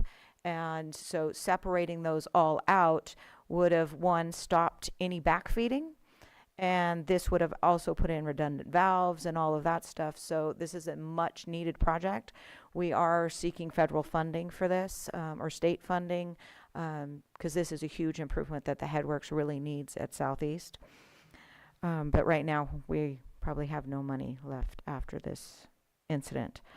And then finishing the Kelseyville tertiary study, and awarding the tank replacement project. There's 2 more tanks in Soda Bay that are still the redwood tanks that we need to finish, and Scott's been working on the bid documents for that. He had to, because the bid documents had all 4 tanks on them, and so now the state wants us to break those out, so he's been working on that. And we will continue to monitor our sewer spill data, RSL wrap miles, line cleaning miles, smoke testing, the level 1 manholes, manhole spot checks, and the grease trap inspections. All of those are huge things that need to happen to properly maintain our collection system and all of our wastewater systems. That is a key focus of our department at this point. We are trying to be proactive instead of reactive. And as you all know, our infrastructure is very old, has not been, maintained at the level that maybe it should have. And so this is going to be a heavy lift to get us to that point. It's a lot of dollars, and we're in the process of evaluating all of that. We'll be seeking funding. You'll see stuff coming back in the rate studies of, similar to like Middletown and other areas where those rates had to go way up to get things fixed. And so all of these will help us identify where our real problem areas are, prioritize those.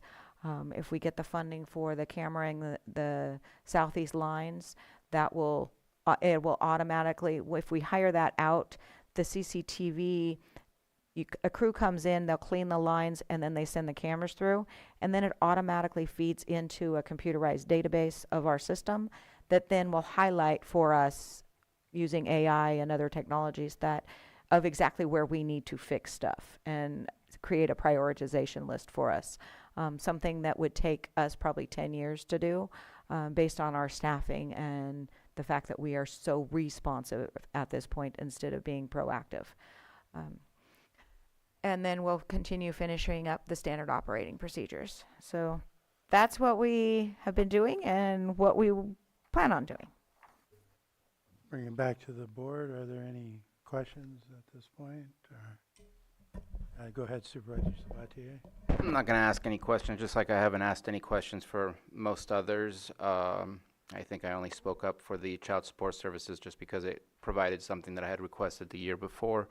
I will be emailing all my questions for all different departments, this one included. And there's a lot on my mind regarding all of the information that was provided, and I think it's probably best that I just not say anything. But I do hope that the board is paying attention to the issue that the data provides in front of us. I mean, add it all up, we have just until between 3 or 4 years, 1.5 million gallons of spill versus 15,000, which is the next highest in Northwest. And so where we place our dollars are important, and I am not enamored at all about this idea of a 218, which includes the emergency. I think the emergency is a side effect of other issues, not something that people should be paying for eternity. We're already the most expensive sewer, and that makes no sense to me already. So I'll leave it at that. Thank you. Anything further? None? I have a question. Go ahead, Supervisor You Hahn. had mentioned sorry. You had mentioned cutting the roots out of the lines when there's blockages. If there's roots inside the lines and we cut them out, is sewage able to leak out through those? Because the roots have infiltrated the lines. So should those lines be replaced rather than just cutting the roots out? In an ideal world, they would be, all of that would be removed, and then the lines would be slip lined or replaced. So they're all going onto a list of these are the things that need to be replaced. The northwest and southeast are the primary ones that have root intrusion and a lot of I&I. There's been a lot of work done in Middletown after the fires and stuff, so that system is a stronger system at this point, as well as Kelseyville. Kelseyville is a much smaller system, and they have been able to keep up with that and maintain it better. But yes, that means that it could potentially exclude out into the trenches, but not something that you would expect that it would like leave the actual sewer trench that it's already in. But it also means that the lines are compromised because That's what I'm getting you at, know, yeah. there's literally holes from the roots going in there. Right, and I was And- asking, why are we not replacing them? And it's all a funding thing. That's the answer to all of our issues right now is how much money we need to do this. But as they go through, they will identify these. There used to be other technologies chemicals that were allowed to be used where they could go along where the Trees are. where the trees are and put this root blocking stuff, which is now illegal. So now we're left with fighting the root intrusion, and yes, we will have to either slip line the lines or replace them. And the Middletown system also is much newer than our Clear Lake. Yeah, but just because it's newer doesn't mean that we should ignore it either. Because No, I'm not saying we need that. to I'm make sure saying we're maintaining it. prioritizing Yes. Where the bigger issues are. Yes. But we look at them as, all separate areas and, try and maintain all of them. Just southeast and northwest are much more massive and much older and have far more. Southeast is by far the system that needs the most. Absolutely. Yeah. Okay, thank you. And not seeing anything further, so we'll thank you for the presentation today. And we will move on to our treasurer tax collector.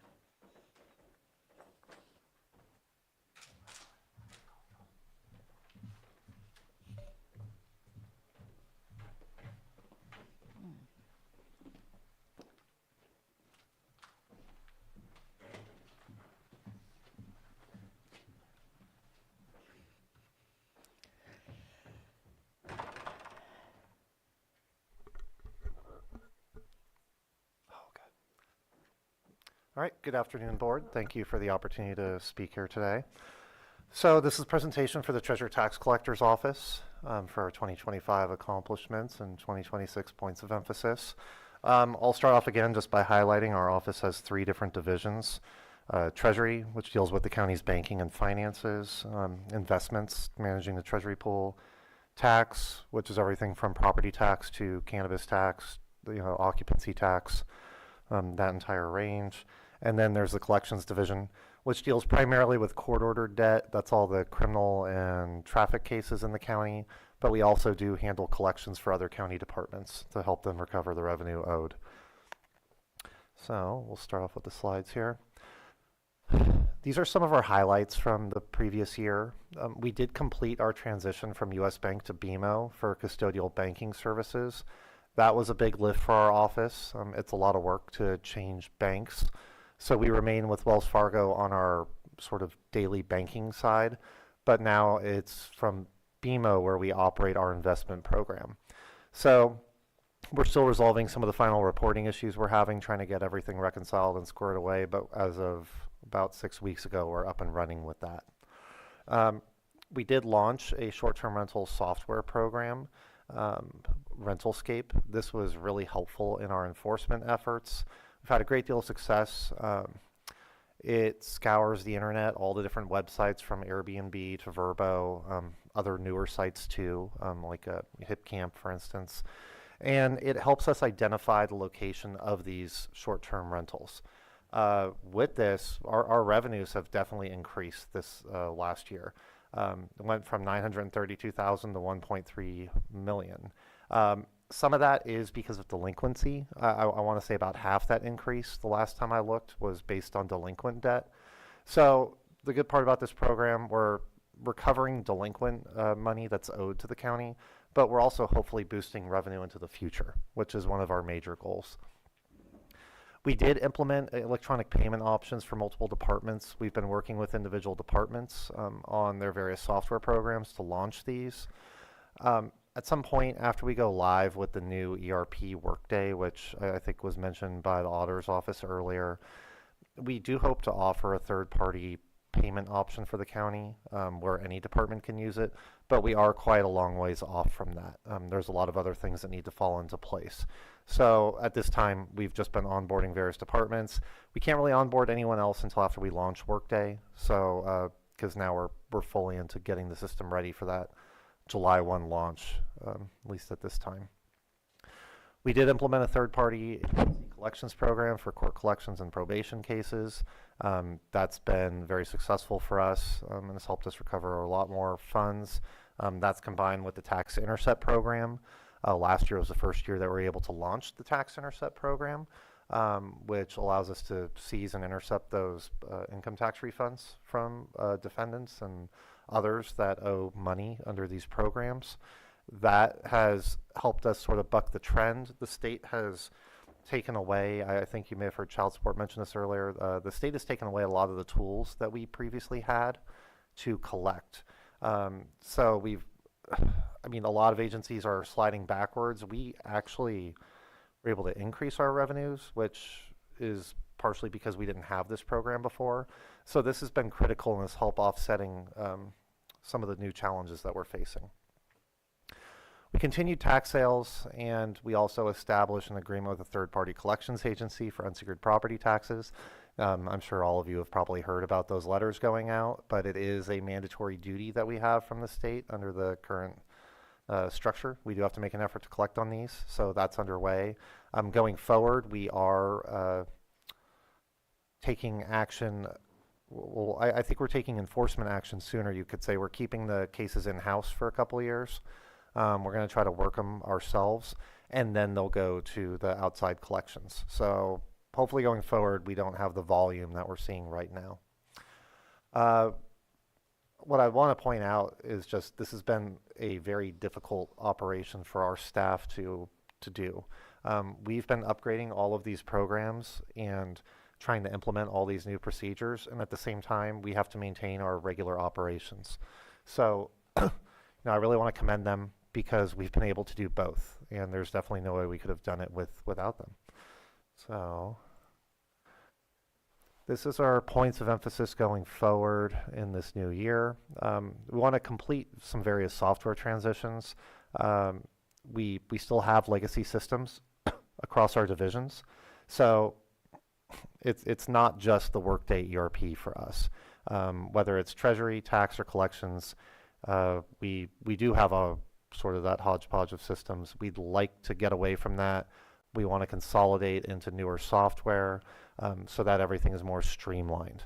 So that's a major goal. We also want to do that while some of the staff that has working knowledge of these programs is still around. So that's important for us in our time frame. I would note that we've continued to grow the county's investment program. I know you get regular reports on that, so I don't really want to take too much time. But those figures just give an idea of where we've come with this. That back in fiscal year 21-22, we were at 1.6 million. That was sort of the first year we had the program up and running. This last fiscal year, we hit 19.1 million. So it's been a great deal of growth. We report on a cash basis. So again, I don't see any growth expanding past this year. I would think that you're going to be seeing the peak here very soon, or perhaps we have seen the peak.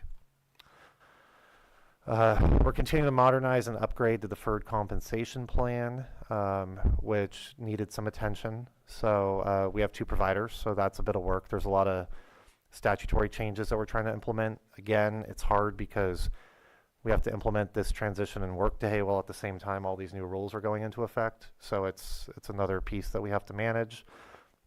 We're continuing to develop the cannabis tax program, audits, legislative updates. We brought that new ordinance forward. There's going to be some other changes needed, so you'll continue to see action there. We're going to continue to monitor impacts to court collections at both the state and local level. The state has been really aggressive in a lot of the changes they've made. They've removed a lot of the fines and fees, and they've, like I said, removed a lot of the tools that we had. So you have the situation where there's a lot of debt out there that ends up really not being very recoverable. So this is definitely a major issue, and there's not great solutions, but tax intercept, some of those other ones are where we've headed, and we are having success. We're continuing development of unsecured property tax. We already went into that, how we're going to kind of change our structure about working it in-house and then sending it out. Finally, there's the transition to the Workday ERP, which is, another job and a half, and again has to happen at the same time as everything else. So there are a few other challenges I want to touch on that aren't on the slide that I mentioned. Since it's a governance workshop, this does impact our operations. Staffing is hard for us. We're in office. There's only 9 staff under me. We have 1 out on leave, and unfortunately, we're losing someone else at the end of the week. He's been here for about 5 years. We've been able to cross-train him in the department. He's really taken on huge responsibilities, backup in a lot of areas, lead in others, and he's been hired out by Napa County. So their Treasurer Tax Collector's Office is taking him. But I would point out the reason he's leaving is that he did find out that he was having gonna have a baby. He was starting a family, and he could not afford to stay here because of the benefits. He had planned on remaining here, but because our health insurance is structured so differently than other counties and other agencies, we really can't retain anyone. So I just want to point this out because I do have a bit of a problem that the majority of my staff is in this middle career range where we do tend to see people having families or starting families, potentially getting married or having a child. Because our insurance is so expensive, like 3 to 4 times the cost of other agencies around us or other counties, I don't really know how to deal with that, going forward. I'm not quite sure what to do because these positions are generally filled by people in that stage of their life. And I know in the past we've been advised to tell people that, like to have the spouse get a job at, schools or another agency, somewhere where they can get coverage. But that is really hard for us to do. And it does put us in a weird situation where suddenly people's personal lives and their background is presenting itself into our employment structure. So I would encourage the county, I know it's come up before, but to find some way to address this, because the increases that went into effect in January now were huge. I mean, they outpaced, if you're on a family plan, the increase was probably 2 to 3 times whatever COLA you received. So I don't really see a path forward. I don't really know what to do. I've lost one person specifically to this. I may lose others due to their own uncertainty because people can't afford to stay here for, even a month or two if their spouse were to lose their coverage. So I'm not here today to offer a solution, but I'm here to identify it as a very real problem. This is a major impact for my office. Losing this employee after all this, a lot of work and development is really frustrating, especially when he's from here, went to college, came back with the intent of building a career in our office. So anyways, I want to bring that to your attention. Another challenge that we do face that I don't quite know how to explain that well are the closures. A lot of the office closures are confusing for my office. We often, when people have business at one county office or another, let's say they only have business at 2, often it's us and that other department. A lot of departments, it seems more than the past, do close to the public for various trainings, and we understand that. We want to close as well. But all the closures are happening, it's seemingly more frequently and at different times. There's no coordination of date or times between departments. And it used to be sometimes departments used to come to the board, or some of them did, to request the closure, but doesn't seem to be the case anymore. So we're having trouble figuring out, for instance, if we can't reach a department or if the public's saying they can't, whether that's because they're closed for a training or, they're just busy. That happens in my office. But I guess a thought for the board is if there's a day that we could designate, or certain dates of the year, that departments could close to the public so that we could all do training at the same time, that would be really helpful. Because unfortunately right now, my office often ends up stuck in the middle, because when people can't get to the other office they're here for, because they typically have business with us, we end up fielding that and trying to solve their problems. I guess, as we mentioned, we already have some staffing issues, so anything that we could do to maybe put us all on the same schedule and offer us all that opportunity would be greatly appreciated. So other than that, I'm off my soapbox, sorry, but if there's any questions, I'm happy to answer them. Thank you. Anything from the board at this point? Supervisor Owen, looks like. Oh, you know what, go ahead. I was just making a note, and then I'll get back to it. Okay, I'm not seeing anyone else. So. Those were great suggestions on the specified training days. I think that would probably behoove many. The tax default properties, I know that's something we're still working on. One of the things I had thought about, and maybe this isn't the right time to bring it up, is to bring it into our preview within the county so that we can do something you guys don't, it's not going to continue to cost us, as in take those. The healthcare issue, is that a county-wide retention problem? It's not exactly countywide. There is at least one bargaining unit that has the standard type of insurance coverage that you see in our other local agencies or the other counties. But the other units and the unrepresented employees all share the same structure. So I believe it's everyone except the sheriff's office. Okay, all right. So, and then, so at a later time, we can maybe talk about some solutions. Thank you. Anything further? I'm not seeing any at this point, so we'll thank you for providing that presentation today. Thank you. And we'll move on to our last presentation of the day from our Water Resources Director.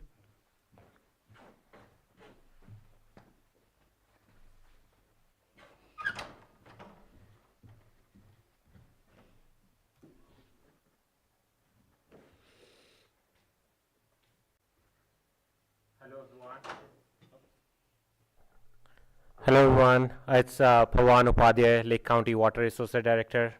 So I will just give you a brief overview of the programs we have and then dive into our presentation. So as a brief overview of the things we manage is the lake bed management, which includes overseeing the permitting, leasing, and lake bed maintenance, which also includes aids to the navigation, flood control and levee maintenance for designated flood zone assessments, operation and maintenance of Adobe and Highland Spring reservoirs, management and oversight of Middle Creek restoration project, management and oversight of the Highland Spring Park and recreational area, and Lake County Watershed Protection District is also the NPDES permit holder for the stormwater management. We provide invasive species management and integrated aquatic plant management program, which is also part of the NPDES permit compliance. Fish habitat protection, Clear Lake water quality monitoring, urban and stream storm water and post-fire water quality monitoring, groundwater management, watershed management and hydrological studies depending on where it's needed, and public outreach and education. So diving into the presentation, the accomplishments for 2025 is we launched the first year of the Community Science Hitch Survey Program, which was well received, and it is also encourages citizen science engagement. Updated county code for vessel inspection to strengthen the newly emerging golden mussel thread. Maintain quagga mussel inspection and voter outreach at public rams. Ongoing tribal partnership on hitch tagging, rescues, and habitat restoration. Continued the acquisition of parcel within the Middle Creek flood damage and ecosystem restoration project. Remove debris and navigational hazard from Clear Lake, improving public safety and water quality. Some of the grant which we received last year was the Stream Gauge Improvement Program, which is the CALCIP, to continue the Clover Creek bypass at Elk Mountain Road in Upper Lake. So this was one of the monitoring station which was discontinued by USGS, and this grant will continue it for another 3 years. Coal Creek habitat improvement, and I think Supervisor Pasca and Supervisor Rasmussen have been involved in that. So that was another part like which has been consistent issue of localized flooding and also major barrier for the Clear Lake hitch. So we did got a grant to improve it, and also we did some work during the summertime to improve the condition. And then another important project we got funding for is the LG Sonic buoy project. And it includes 2 funding sources, which is one from the HUD and the other is from the Blue Ribbon Committee. That's also in like its final stage, so hopefully this summer, before this summer, it should be deployed. 2 other important projects we worked on is the sediment and vegetation removal. One is on the Alley Creek at Pitney Lane, Upper Lake, and the other one is at the Coal Creek at Clark Drive, Kelseyville. So some of the data point and metrics is total number of lakebed permits application issued was 33 during the last year. Total number of violation and abatement is we sent out 25 notices and 4 enforcement action was taken. Total percentage of the lakebed lease we have received is about 92%. Total billable account for the lakebed is about 1,689, and the total amount billed was 304,000 roughly. Total amount due from citation is $100 at this point.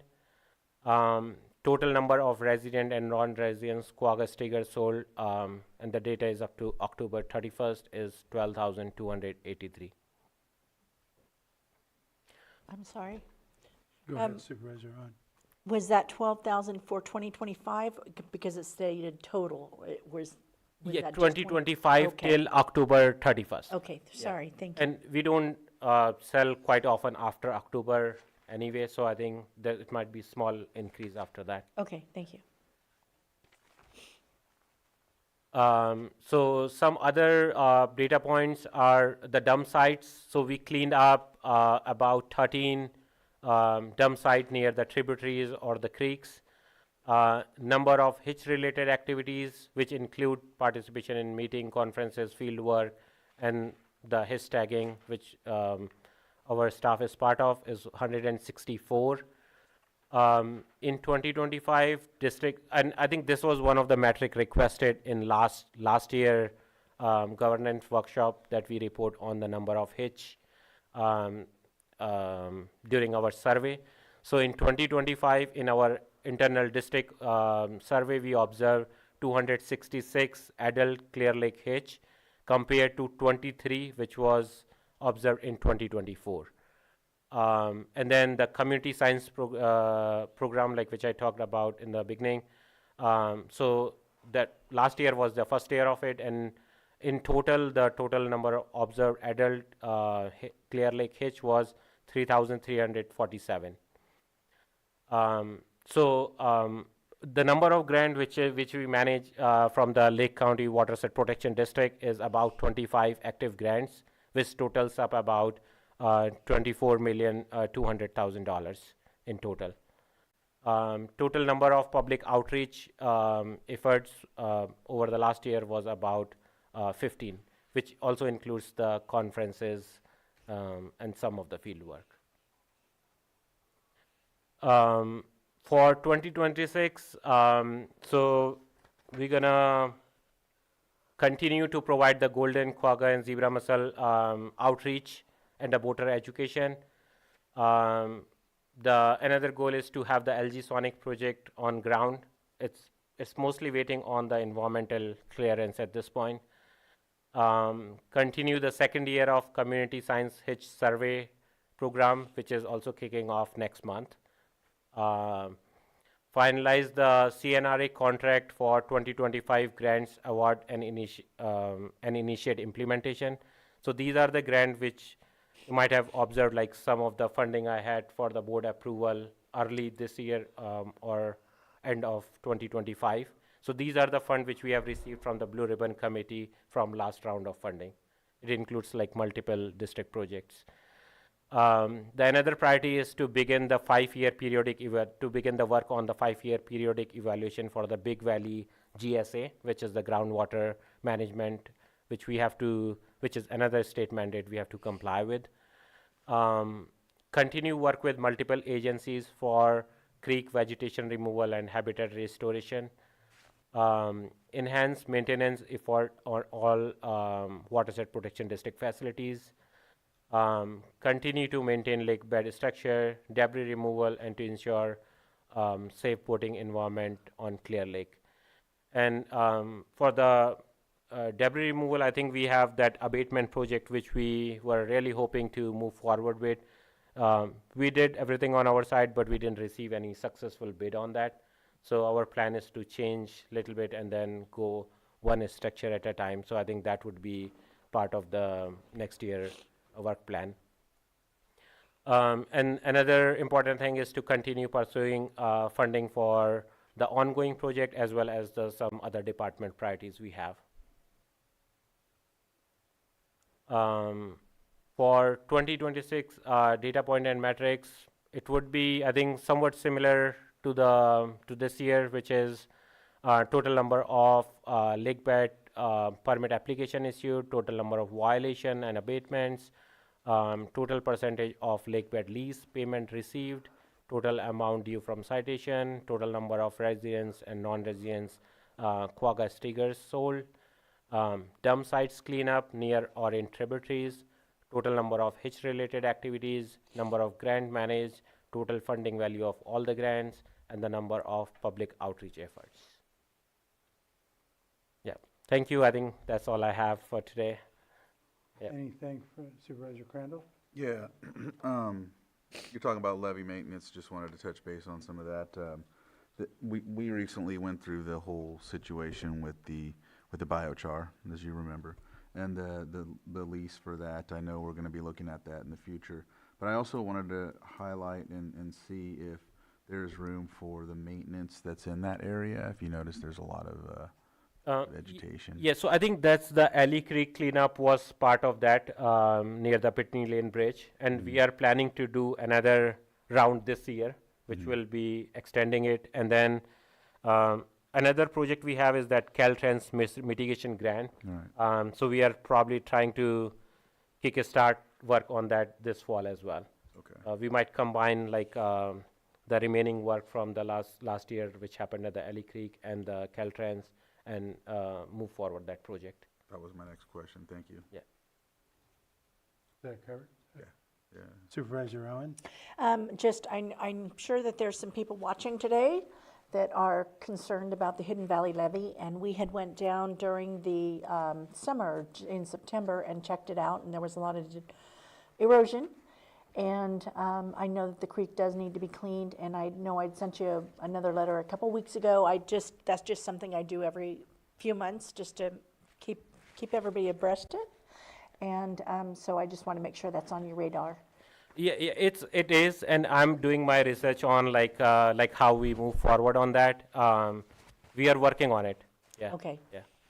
And for those that don't know, it's there by Pitty Creek Bridge and the roundabout, all the way both sides of the bridge. Actually, there's a lot of erosion going on, and there's it's actually eroding away the levee there by Hidden Valley. So it's kind of a safety issue.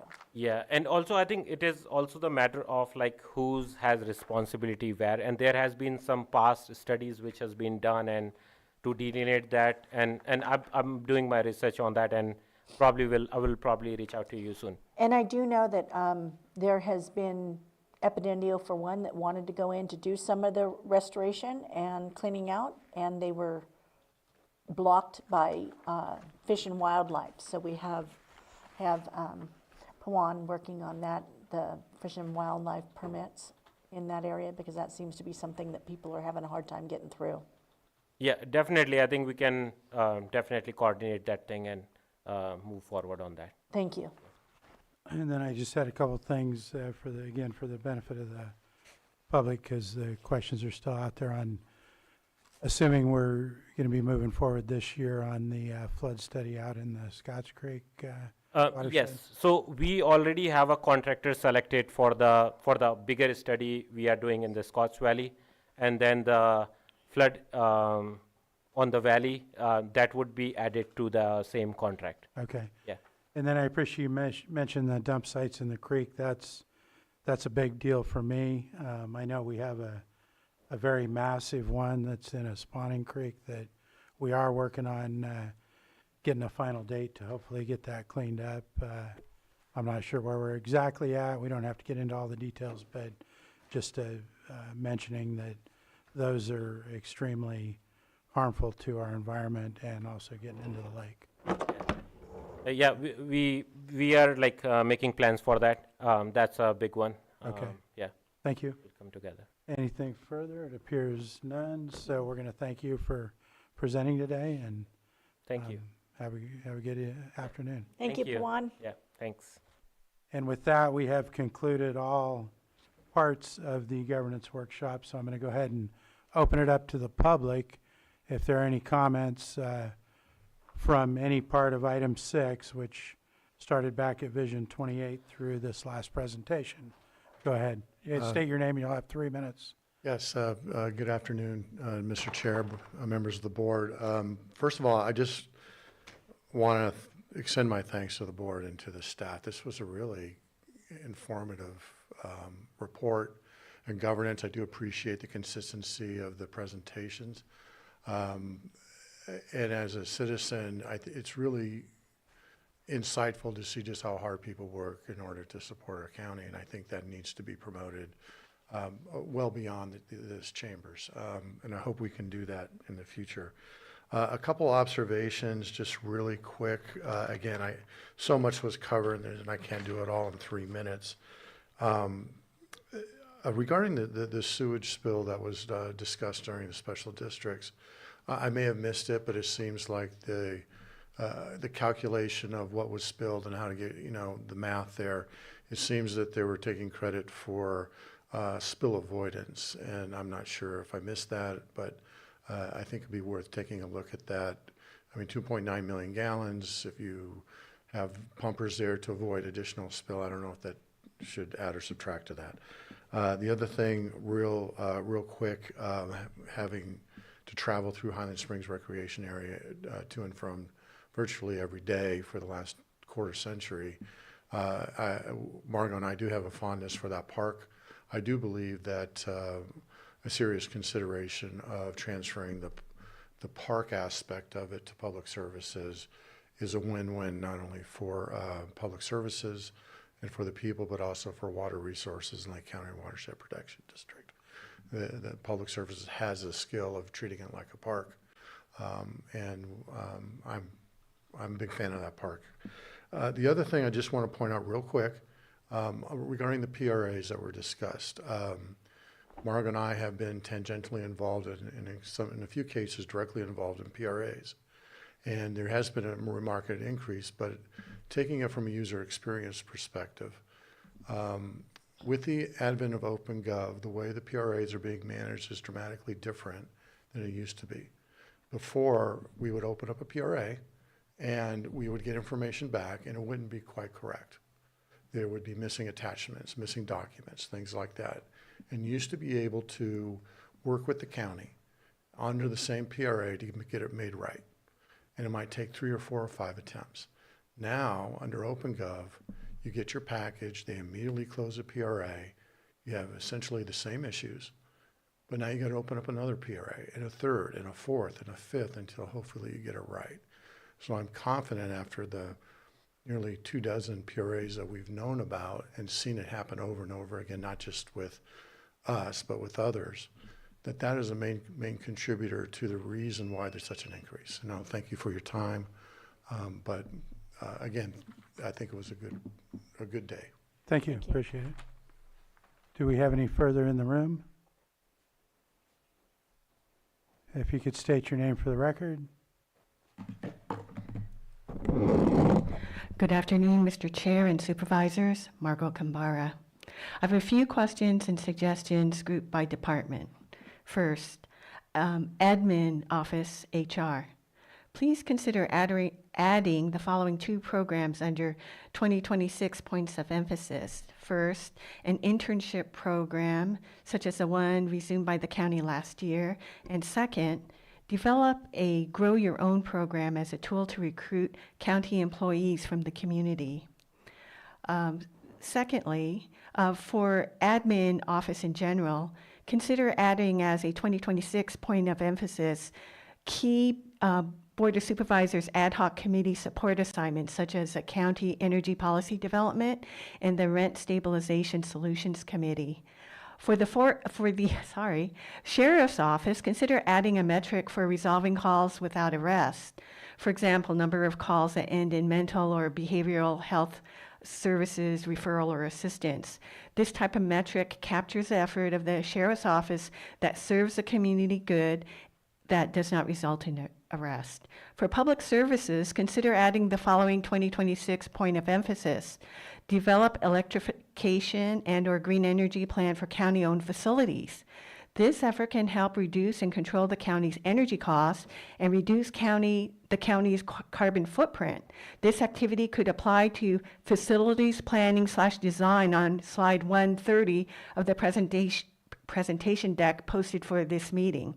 For water resources, I have a question. On slide 19 of today's presentation deck, water resources shows a reduction in the cannabis cultivation and business tax revenue.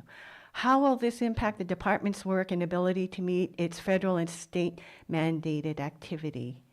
I suggest that if cannabis cultivation and business tax revenue allocations be reduced to departments, then consider that departments state the case for their share of the tax revenue, similar to a grant proposal exercise.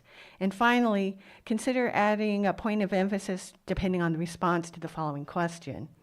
As part of Clear Lake restoration, couldn't or shouldn't water resources be working with BLM to curb or stop soil erosion from Cow Mountain into Scotts Creek, which feeds into Clear Lake? And if this effort is underway, where can the public obtain updates on progress. Thank you for your consideration, and thank you for putting together all this information for the public. It's been most enlightening. Thank you. Do we have anyone else in the room? Seeing none, we'll move to online. Betsy Kahn will unmute you. You can go ahead and state your name for the record, please. You'll have 3 minutes. Thank you, Mr. Chair. Betsy Kahn, Upper Lake. I would just like to suggest that the county administration, the Board of Supervisors, and the public have not had a report, a detailed report on compliance with the NPDES program, which is comprehensive and includes impacts to water resources of all types since 2013, I believe. And even though the answers to 91 questions in the compliance permit are available online to those who are brave enough to go through the state system, it would be helpful for everyone, including all of you, to understand all the different parts of that compliance permit and how we are complying with the requirements. It does touch on all those issues, including what what was mentioned earlier, just about the Scotts Valley flooding, stormwater, soil erosion, etc. Thank you. Thank you, Betsy. Do we have any further online, Carolyn? We do not. With that, I'm going to go ahead and close public comment at 3:48 and adjourn the meeting. Wait, we have one comment. What was that? Oh, sorry, I didn't see you. We're not adjourned. I apologize. I thought you had seen it. So I always appreciate learning about where we are and what we're doing. I think there's a more efficient way to maybe do this, just my personal opinion, and I'd love to have those conversations. But it's really hard to talk about data points when the dates aren't the same as the previous years. A lot of people were cut off as of December 1st. Some people were cut off as of November. Some people were cut off mid-December. Like, it needs to be a comparable apples to apples from the years past. And also the data points, it's okay to add some, but if you're going to delete some, there needs to be an explanation as to why you're not using those data points anymore. So I was looking back and forth between the last 3 years. The first year, it was more of a, here are the data points we're going to start using. Last year was, here's the first data points. And this year, some of them were verbatim what it was the year past, and some of them were just completely different, and some of them the dates didn't match. And so I think if we're going to do this, there has to be a great value to it.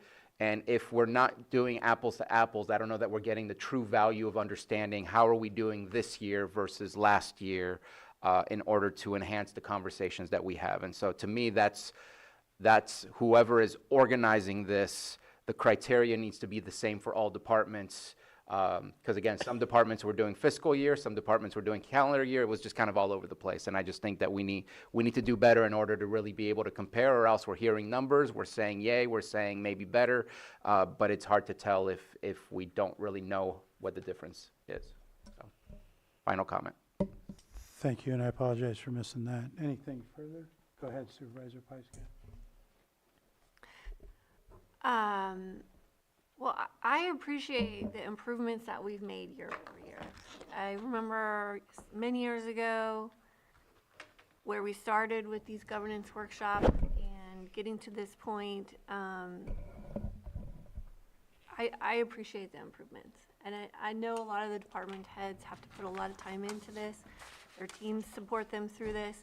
I appreciate it, and I feel like every year it does get better and these reports are stronger. So I just want to give all my appreciation to everybody that works so hard to deliver this for us for this full day. So thank you.